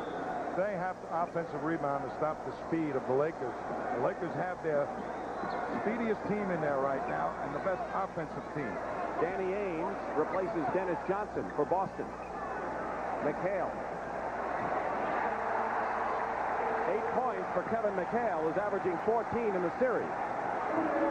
Under 2 minutes to go in the third period. Magic Johnson. Cooper. Parish with another rebound. The Celtics are up. Their biggest lead was 9. The Lakers, with that speed in there, could try and crack it open by pushing it up quickly. That's Danny Ainge, who's in double figures. And the Celtics are opening up an 8-point lead. And in this kind of game, 8 points has been a good lead. Magic is starting to walk it up and not forcing the ball up. He's not pushing it up the pace that Parish would like, I think. And Kareem defensed well by Robert Parish. Has position for this hook and turnaround. And now the Celtics threatening to open up a 10-point lead with nearly a minute to go in the period. Parish again, and he's fouled.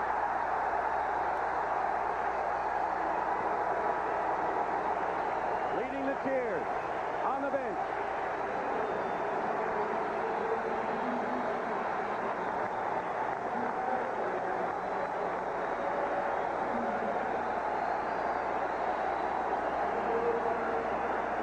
Three fouls on Magic Johnson, and Robert Parish will shoot 2. That's a pretty big lift from the bench with Larry Bird, their key player, resting comfortably, getting a good rest. And I'll tell you, this guy at the line, I have a lot of admiration. All the heat that he endured during this series, he never made comment one in rebuttal. Just kept his mouth shut. And for that matter, Dennis Johnson didn't make many either. He is not shooting well, but he is doing a fine job off the boards and defending Kareem Abdul-Jabbar. 9-point lead matches the largest lead the Celtics have enjoyed in this game. We have 50 seconds to go in the third period. Worthy is doubled. Maxwell gets a hand on it. And now the Celtics, with 42 seconds to go in the period, have given their fans something really to cheer about. Kareem gets a piece of it. No basket. Parish might have been fouled inside. When Kareem Abdul-Jabbar helps out on a defense and becomes a shot blocker, that automatically turns Robert Parish loose on the boards, and he's taking advantage of it here in the second half. And M.L. Carr, the spiritual leader for the Boston Celtics, and a subdued Pat Riley. 10-point lead. And the Celtics have done it with Larry Bird on the bench for quite a while.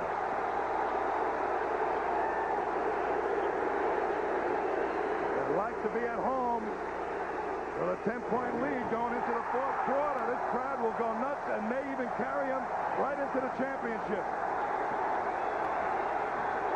But the Lakers came back dramatically in game number 6, and they're capable of coming back in this one. 89-78. The Celtics by 11. Biggest lead. 6 on the shot clock for the Lakers. Kareem with a long sky hook.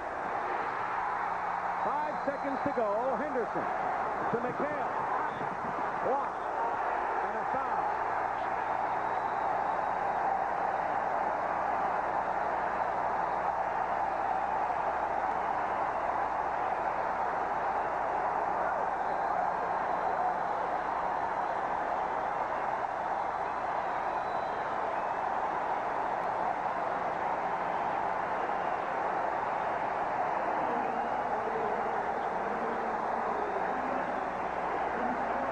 When you get to this stage and you can push it at the defense like the Celtics just did, it's a very demoralizing thing.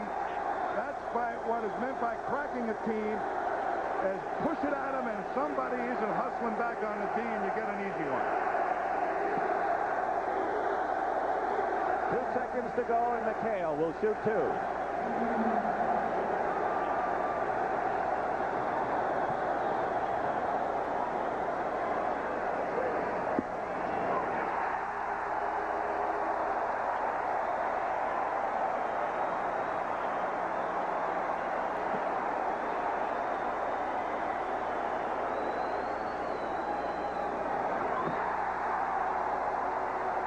free throws by McHale. That's the end of the third period.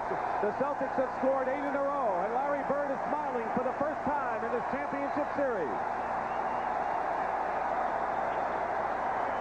After 3 periods, it's Boston 91, Los Angeles 78. The Celtics are 12 minutes away from a possible title, and will return to the Boston Garden after this word from your local station. The NBA on CBS. Tonight's championship game from Boston, Massachusetts is sponsored by Miller High Life. Welcome to Miller Time. Firestone, offering Master Care car service. Firestone's master plan for better car care. And by Wagner, the right tool for painting.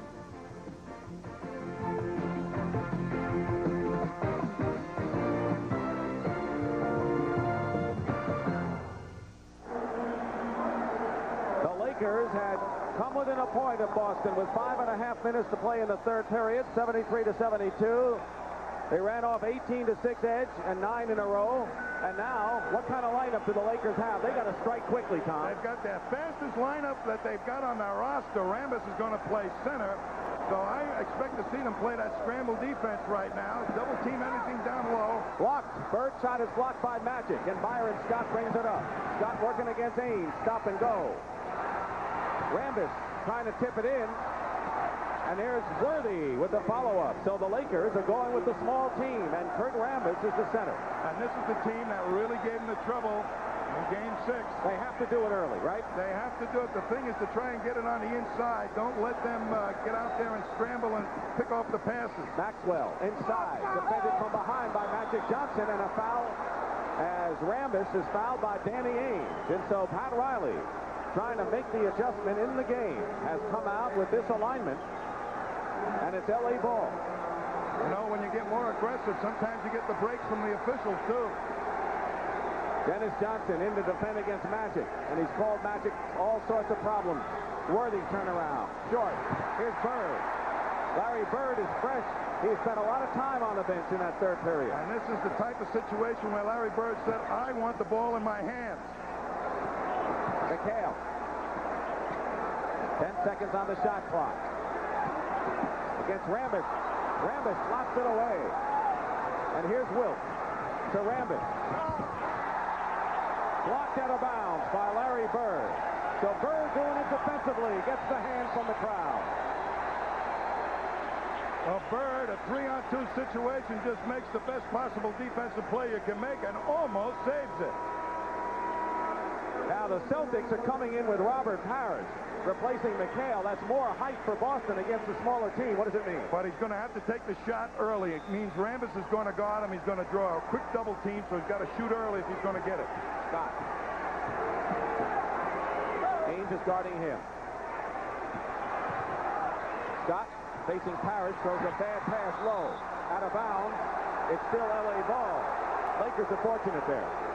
Looked like it went right through Robert Parish's legs. There's Kareem. But Pat Riley knows that he's got to do it defensively right now, change the rhythm of this game. Worthy. What a shot by James Worthy, who has 17 points after 7 at the half. And now it's 91-82, a 9-point game. And the Celtics are slowing it up again. Nearly a steal by Worthy on a cross-court pass. Bird. Here's Ainge, who's open. Bird gets the rebound. Triple team. Someone's open. Ainge. Bird almost tips it in. And here's Maxwell. And a Laker foul. And if the Lakers ever wanted to get back in this game right now in a hurry, they cannot allow the Celtics to dominate the offensive glass like they're doing it. Well, with this small team, they're going to face that problem, but whoever's got the ball has immediately got 2 or 3 men around him. But here's Maxwell, a strong move. Rambis, the shot blocker now at center.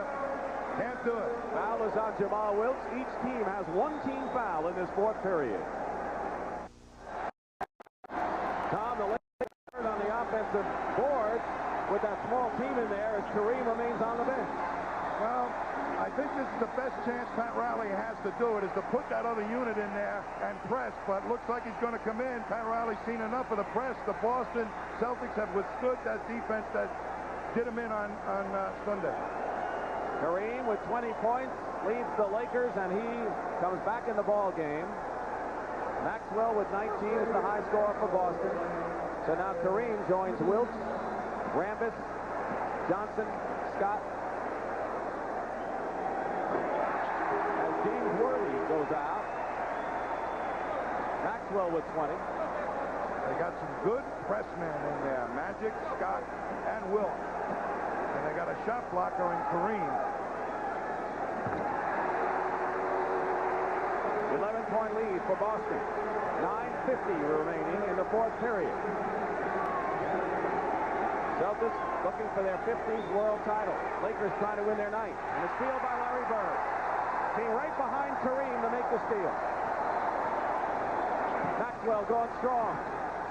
Wide open, Dennis Johnson.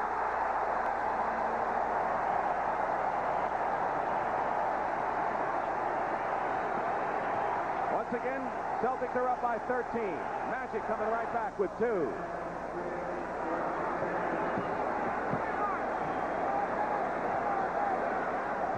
Nobody's quitting in this one. I'm sure none of those purple jerseys have even in the back of their mind. They're a team capable of spurts. We've seen it many games in this series.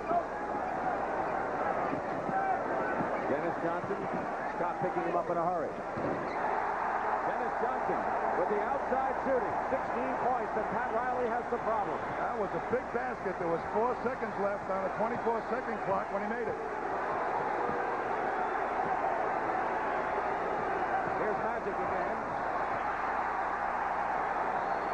And now the Celtics with Ainge. Danny Ainge. Kareem is fouled by Danny Ainge. That'll be the second team foul against Boston in this fourth period, and the third personal foul on Danny Ainge. Danny Ainge is making the Laker defense pay the price. He pushed it right at him. Unfortunately for the Celtics, he didn't make the layup. Michael Cooper replaces Jamal Wilkes. What does that substitution mean? Michael Cooper replacing Jamal Wilkes. That's good defense, even quicker defense for this press that they may hope to get in there. Kareem, double team. Quick pass, and now our first illegal defense call against the Boston Celtics. Celtics caught in a zone by Darryl Garrison. That's a warning. The second time is a technical foul. The more that the Lakers have to go to their half-court offense, it'll be more to the liking of the Celtics.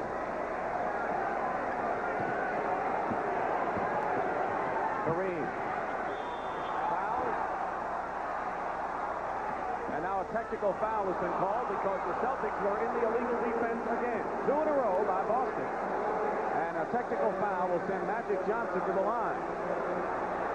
Casey Jones a little bit incredulous. But the rule is really has to do with people making drops into the paint to help out on the inside game.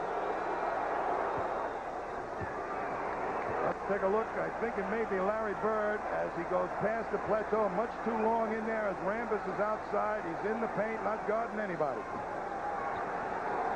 Lakers with the ball following the technical. 12-point lead for Boston. Byron Scott. And Bird got a hand on it. And here's Dennis Johnson. 3-on-1.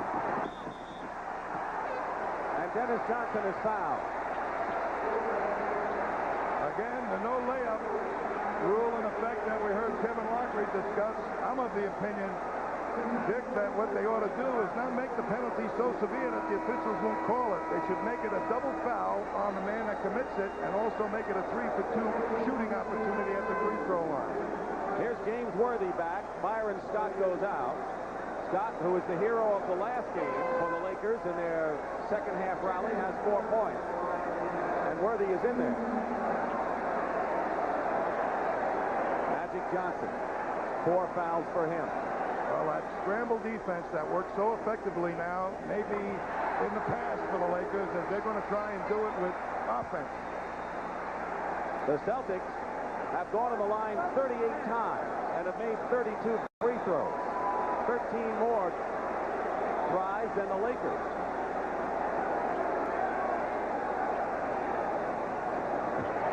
And they've outscored the Lakers 33-16 from the line. And it's 99-85. Biggest lead of the ball game for the Celtics with 7:50 to play. Very important that L.A. get a hoop right here to stem the momentum. Rambis doesn't get it. And if it was last touch by the Celtics, it was. Maxwell saves it. Dennis Johnson. 3-on-3, and Dennis Johnson will slow it up. The Celtics have never lost the 7th game with the World Championship at stake, and the Lakers have never won one under the same circumstances. Bird. Track. Travels. L.A. ball. And the Lakers trying to come back. They're in the championship series for the 3rd year in a row. And Magic and Kareem performing their combination. Kareem with 22 points. They're 12 down, though, the Lakers. You know, at this stage, you got to push it up just to give the appearance that you're not tired. I don't think the humidity has been a big factor, do you? Not like it was in Game 5. Parish with 3 seconds on the shot clock. Dennis Johnson, 1 second. Throws up an air ball, and the 24-second clock expired because Johnson's shot did not hit anything. Take a look at Kareem slipping in, and a beautiful pass over the head of Maxwell to Kareem, and a 1-step up and in, and that was a much-needed basket by the Lakers. 6:45 remaining in the 4th period. It's Boston 99, Los Angeles 87. Here's our situation. 6:45 to go. The Celtics lead the Lakers 99-87. Big story at the free throw line, where the Celtics have outscored the Lakers by 17 points.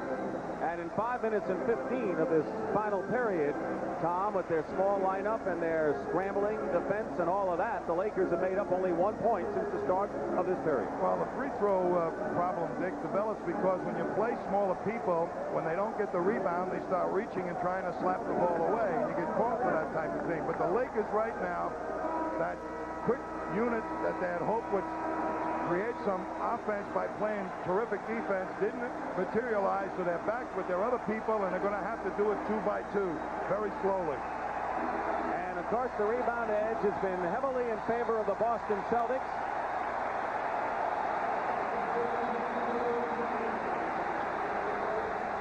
Larry Bird has 16 points. He has 10 rebounds. Just making Magic work the ball up like this is taking precious seconds off that clock. And that's Dennis Johnson's doing. Ever since that move was made, things kind of moved the Celtics' way in this series. Lakers trying to break the spell as Worthy is short. Rambis trying to get it out to Johnson. Kareem off balance with the skyhook attempt. Bird, the rebound. Well, he gets the big rebounds, Larry Bird. There's a difference between a rebounder and a guy that gets the big rebound. He has dominated in rebounding for both sides. 6 seconds on the shot clock. Bird with a fake on Worthy. Crashing the board. Rambis is hit by Henderson, who commits the foul. 4 fouls on Henderson. The Celtics have to advance the ball up quickly so that when this defense comes into play, they can still have enough time to move it around and get a good shot.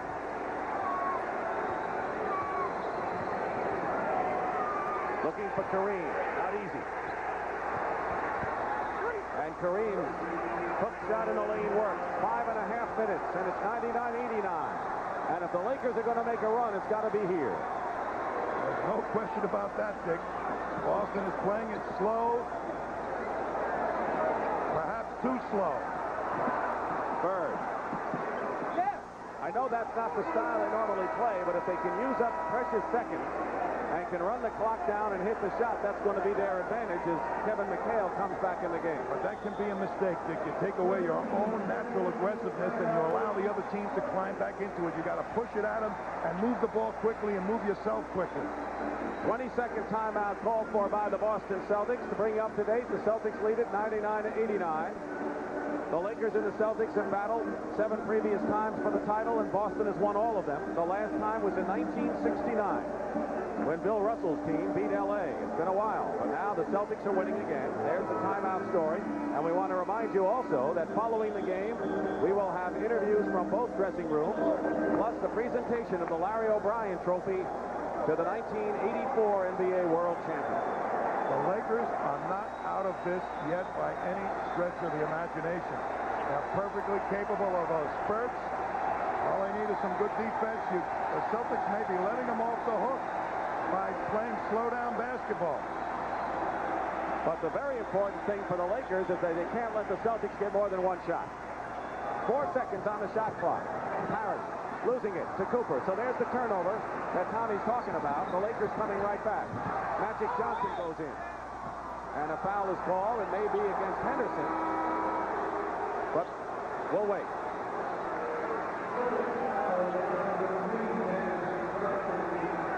Dennis Johnson, 5 on him. If Henderson had been hit, it would have been 5 on Henderson. But Dennis Johnson has 5, 1 more, and he's out of the ballgame. After those timeouts, you've got to come out of the timeout and score. The Celtics did not do it now. The Lakers have a chance to climb back into it. But Magic Johnson misses an important free throw. They'll all be important down the line. Pat Riley knows it. Larry Bird knows it. He's on the bench now with McHale, Maxwell, and Parish up front. 1 out of 2. 9-point game. I wonder how long Larry Bird's going to be on the bench, because he is a very important player for his passing ability right now. When would you bring? Well, as soon as he says Maxwell. 23 points for Maxwell. Magic Johnson put the shot up, and then Parish got hit, and Rambis is making sure Parish is all right. Well, you can say a lot of things around Robert Parish, but he has been hustling on the boards the entire series. Watch him come down. He draws the purple jerseys, holds on, and takes a shot in the nose for his trouble. Rambis' foul is 4th. Team fouls. The Lakers have 3, and the Celtics have 4, with 4.5 minutes to play in the 4th period. Worthy is on Maxwell. Tough pass to Henderson. And Parish has his shot blocked by Cooper.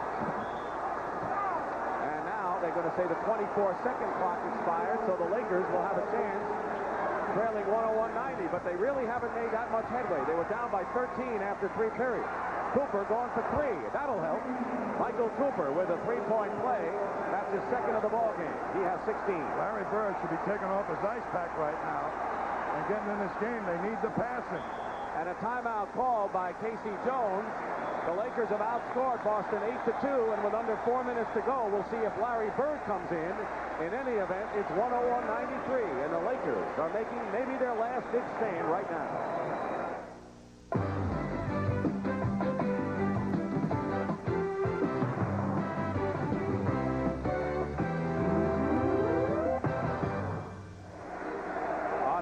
We'll see if Larry Bird comes back from Boston, but on the other hand, the Lakers trail by 8 with under 4 minutes to go, and you like the lineup they have out there right now. They have a strong lineup for scoring, a good offensive lineup. They got 2 places to go. Kareem with the sky hook, and they look for him 80% of the time. They also have James Worthy, who's also pretty good down there. Timeout story. The Lakers have, in essence, 5 more. Larry Bird coming back in the game. He has scored 16, and like you say, he's everything from the press breaker to the outside shot to the best passing forward in the game. Well, they need him right now. The Celtics have been spending too much time before getting into their movement, and they've been shooting the ball under the gun and taking poor shots as a consequence.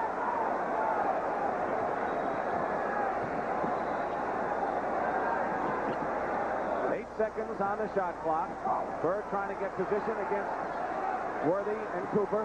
Double team. Ball knocked away. And the 24-second clock expires again. That's the 3rd time the clock is run out on the Celtics, and that's Laker defense against Bird. Well, they're not making that into it quick enough so that 1 or 2 passes will produce a good shot. Well, the Lakers defense. It's great defense.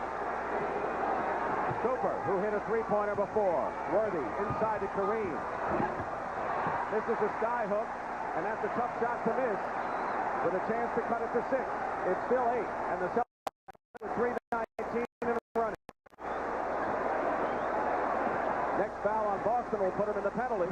Not so for the Lakers. Here's Parish with a second chance, and he'll go to the line. And so once again, the rebounding edge, and a tremendous edge by Boston, including the offensive boards, and that's keeping the Lakers at bay right now, Tom. Well, Kareem, as I said earlier, when he goes to block shots, that leaves Robert Parish zeroing in on the boards for the offensive rebound, and he's been making them pay. Each team with 14 fouls. Parish has 16 rebounds. Boston has 18 more than L.A. But a timeout is called. 3:09 remain in this fourth period, and L.A. still on the hunt. Tommy, despite the Lakers' good defense, you felt the Celtics could have passed a little crisper. If they get into it a lot quicker, you'll see Larry Bird now getting the ball, and by the time one pass and the second pass happens, the 24-second clock is about to go off before the shot is even taken. They've got to get 3 or 4 passes against this defense, and it'll work. So the Celtics are cooperating with the Laker defense right now. A factor could be the timeout story. As we get down to the end, the Celtics have only 1 timeout remaining. And the Lakers have 4, in essence. 3:09 to go, but the most important numbers show 101 for Boston and 93 for L.A.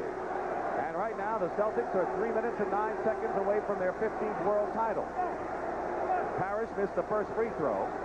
The foul story, Dennis Johnson is the only player on the court or in the game with 5. 1 and a 2 for Parish. 9-point lead. And the Lakers have to make every offensive foray count. Cooper. Kareem. And there's 2 of them. Abdul-Jabbar with 26. A little timeout allows him to get his breath to get his shooting touch back. And the defense for L.A. as Dennis Johnson goes in, loses his footing, and a foul called against the Lakers. That's their 15th foul, and so the Celtics will get an opportunity to go to the line. Kurt Rambis has his 5th personal foul. So Rambis and Dennis Johnson in the game have 5. And both remain.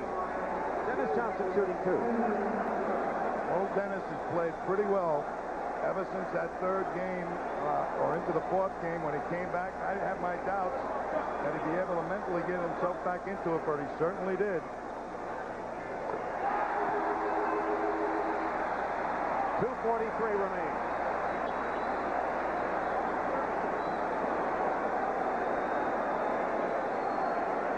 Going for his 20th point.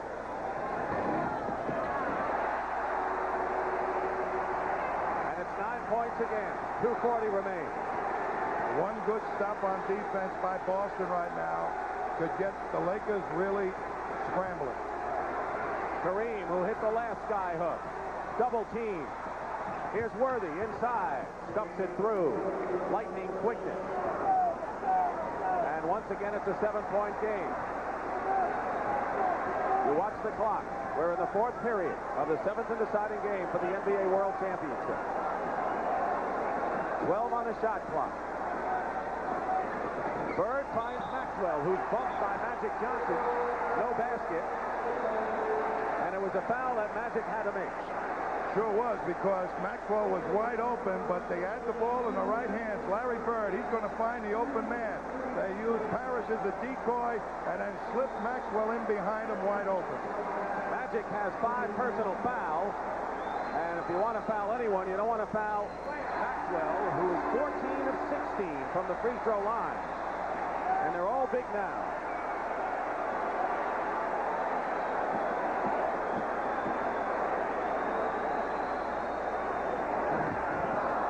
Now he's 14 for 17. And 2 minutes remain. Cooper, Kareem, basket good and a foul. And the Lakers come right back.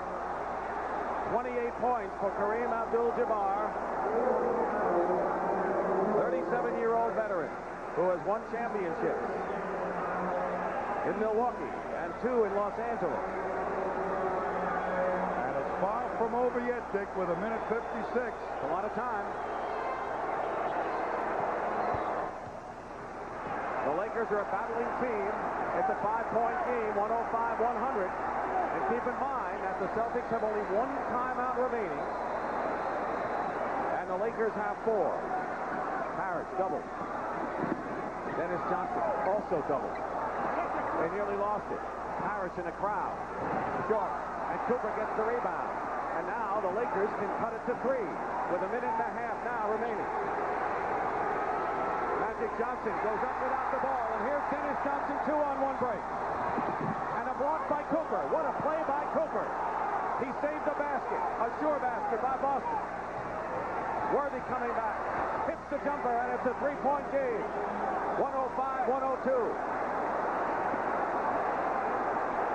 109 remaining. 16 on the shot clock. Celtics with only 1 more timeout. Lakers have a luxury there. Bird. And Rambis. Now Johnson with the ball. The Lakers trying to cut it to 1. And he loses it. Again to Dennis Johnson, who's going in against Cooper again. And this time he's fouled. The Celtics are claiming goaltending, but Darryl Garrison says no. And Michael Cooper commits the foul. 5 on Cooper. Well, they picked it off, and here comes Dennis Johnson again, the second time putting it on Michael Cooper. One heck of a defender. This time he does get him to foul, and it might have been a goaltending. They hit the net from underneath. Danny Ainge on the Celtic bench, but Magic Johnson lost the ball twice coming down the court. Once he was saved by Cooper, but not this time.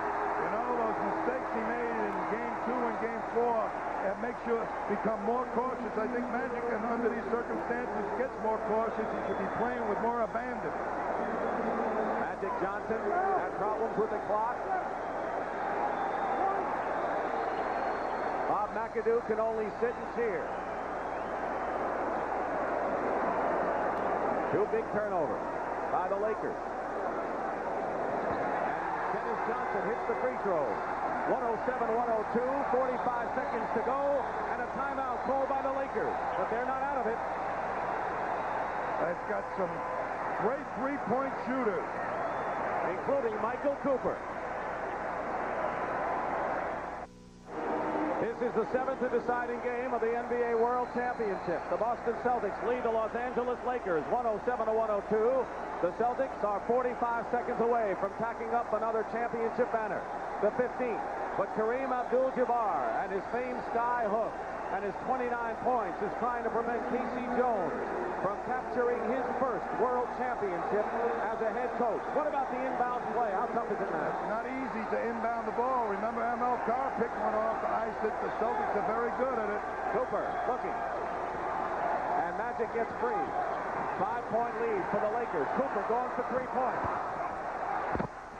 Kareem gets the rebound. Goes up short. And it's in the hands of the catch. And the Boston Celtics have a 5-point lead. Dennis Johnson using up some time. And now a foul. No basket. A foul was called.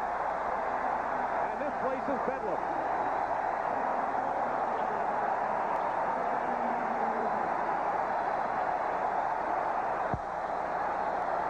Cooper tried the 3. Kareem tried the baseline shot. And the Lakers came up empty. And now there are 26 seconds remaining.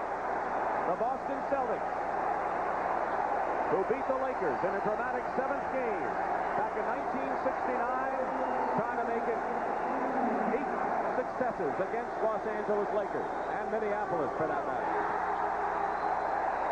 You know, K.C. Jones, it's the first time that a Celtic coach has been in the finals in his first season as a Celtic coach, and it'll be the first time that a first-year Celtic coach has ever won a championship. Crowd control becomes a factor right now.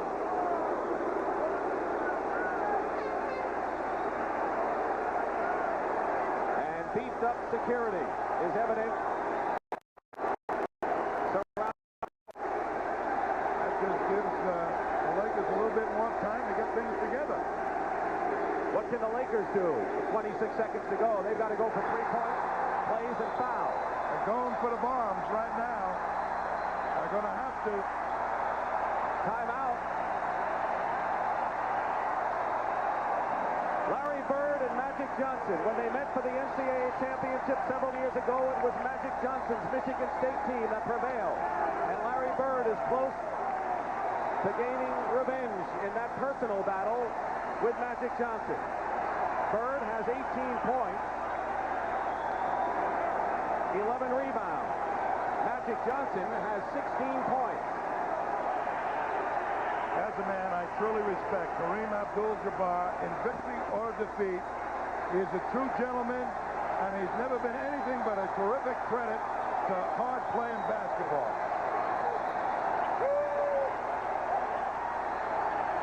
Celebration has begun in Boston. Celtics lead by 7. Boy, does it hurt when you know it's not going to be your ring. Dennis Johnson's been there before with Seattle.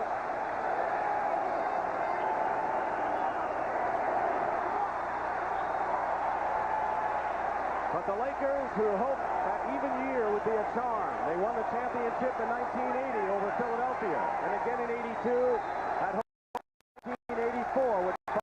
Well, it's still 26 seconds left. It's a 7-point game, and 2 quick outside shots could put them right back in it. A steal and 2 big outside shots. So Boston ought to not be celebrating too much right now. Wait till the end of the game. Well, that's good advice, but I think they've already started. 26 seconds to go. 109 to 102. But somebody once said it's never over until it's over. Having real difficulty, Dick, just getting the crowd off to play the remainder of this 26 seconds. Casey Jones is asking everybody to get back. The photographers are all around. And now the Celtic players are urging the fans to stay off.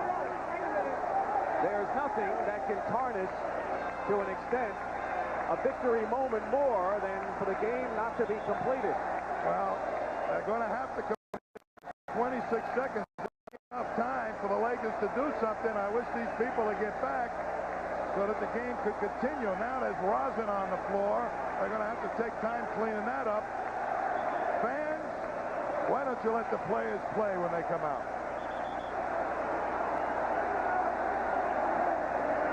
They're going to try and get it started now. Magic Johnson will inbound.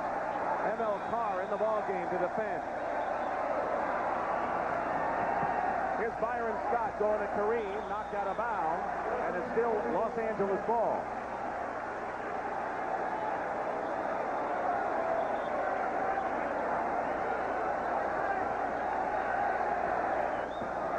Three-pointer. No good. 7-point lead, Boston ball. And a foul. Casey Jones is smiling. He knows he's got it. And Tommy, that 15th World Championship for the Boston Celtics ironically comes 1 year after their most embarrassing moment in Celtic playoff history when they were swept 4 straight by the Milwaukee Bucks. Well, Casey brought a new, relaxed atmosphere to this ball club. They loved him when he was an assistant coach, and they proved it here tonight. And the Lakers, well, they made it here for the 3rd straight season. They're a powerhouse. They're a team with stars, a team with talent. They have won their championships in recent years. They've got a 37-year-old center. Other than that, they've got some great young talent and people like Magic Johnson and James Worthy. Worthy, Cooper, in this kid, Byron Scott's going to make his presence felt next season more and more. That's still very much in it. You know, you go 7 games. One of the classics. final seconds. Cooper going for three. It's over.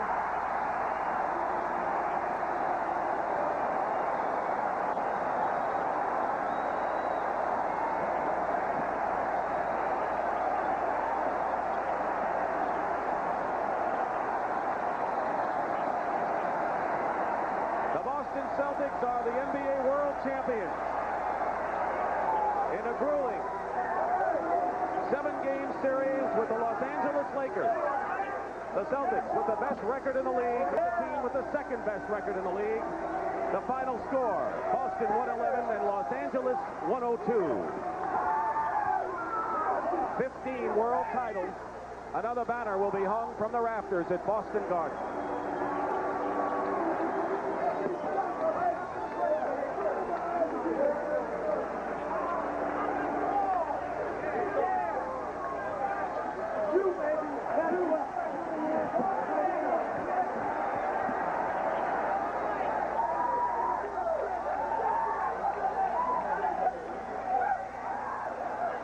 We will have the presentation of the O'Brien Trophy to the new world champions.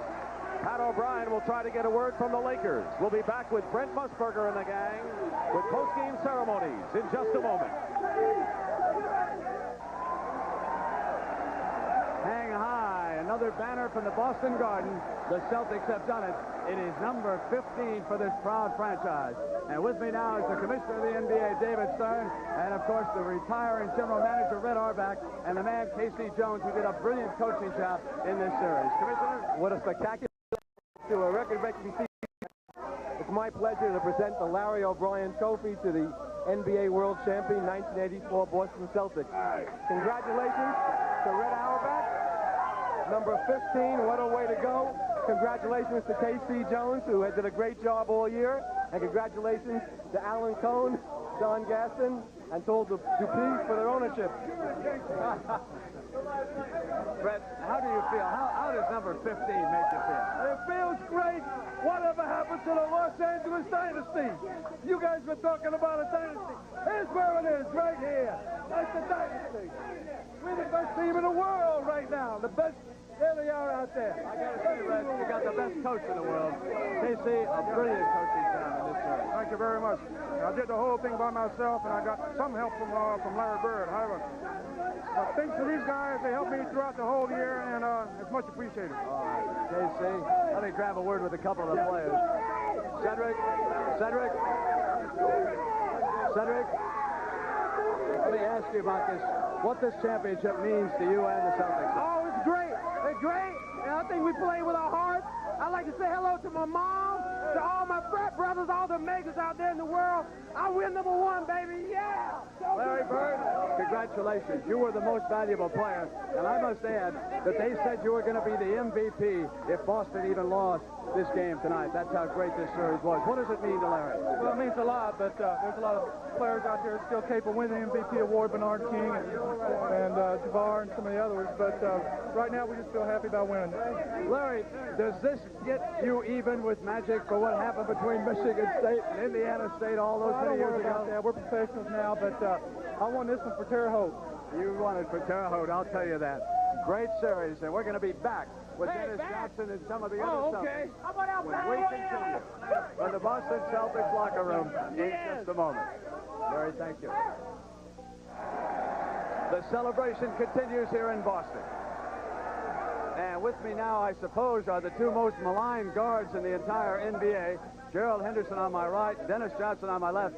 Gerald, I've got to go back to Game 2. I think that your moment when you stole that ball and tied that game may have been the single biggest moment of the series. We had to have that game, and it proved to be a vital one for us because that carried us right into this game.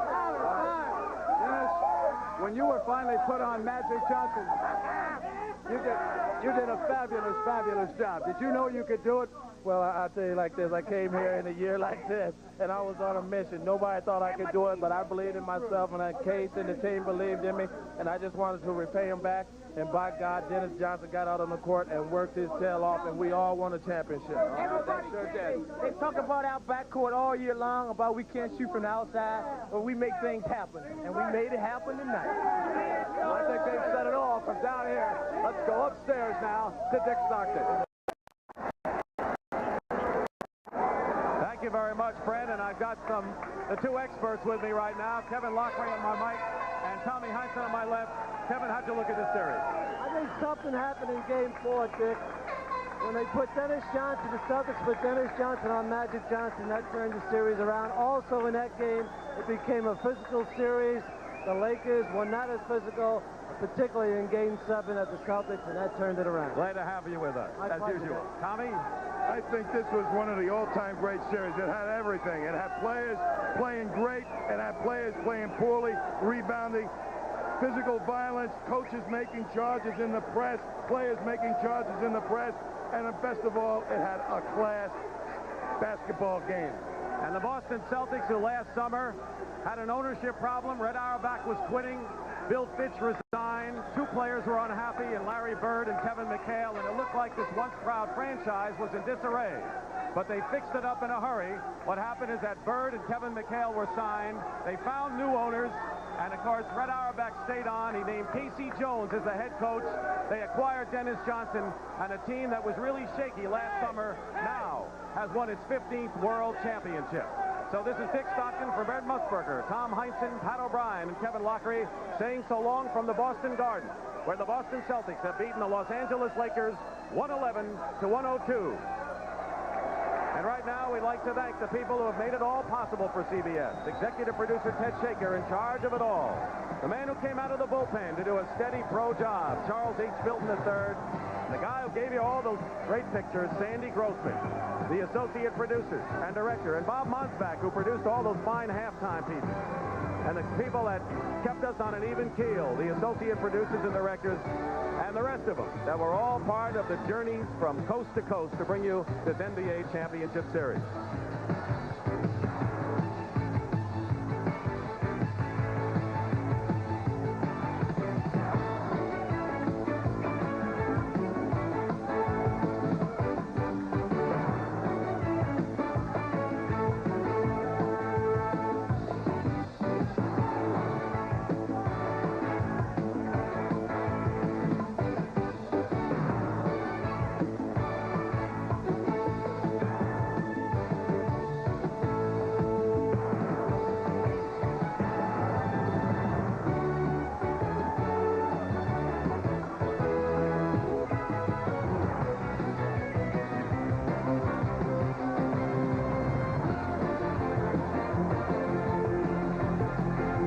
Of the National Basketball Association has been a presentation of CBS Sports.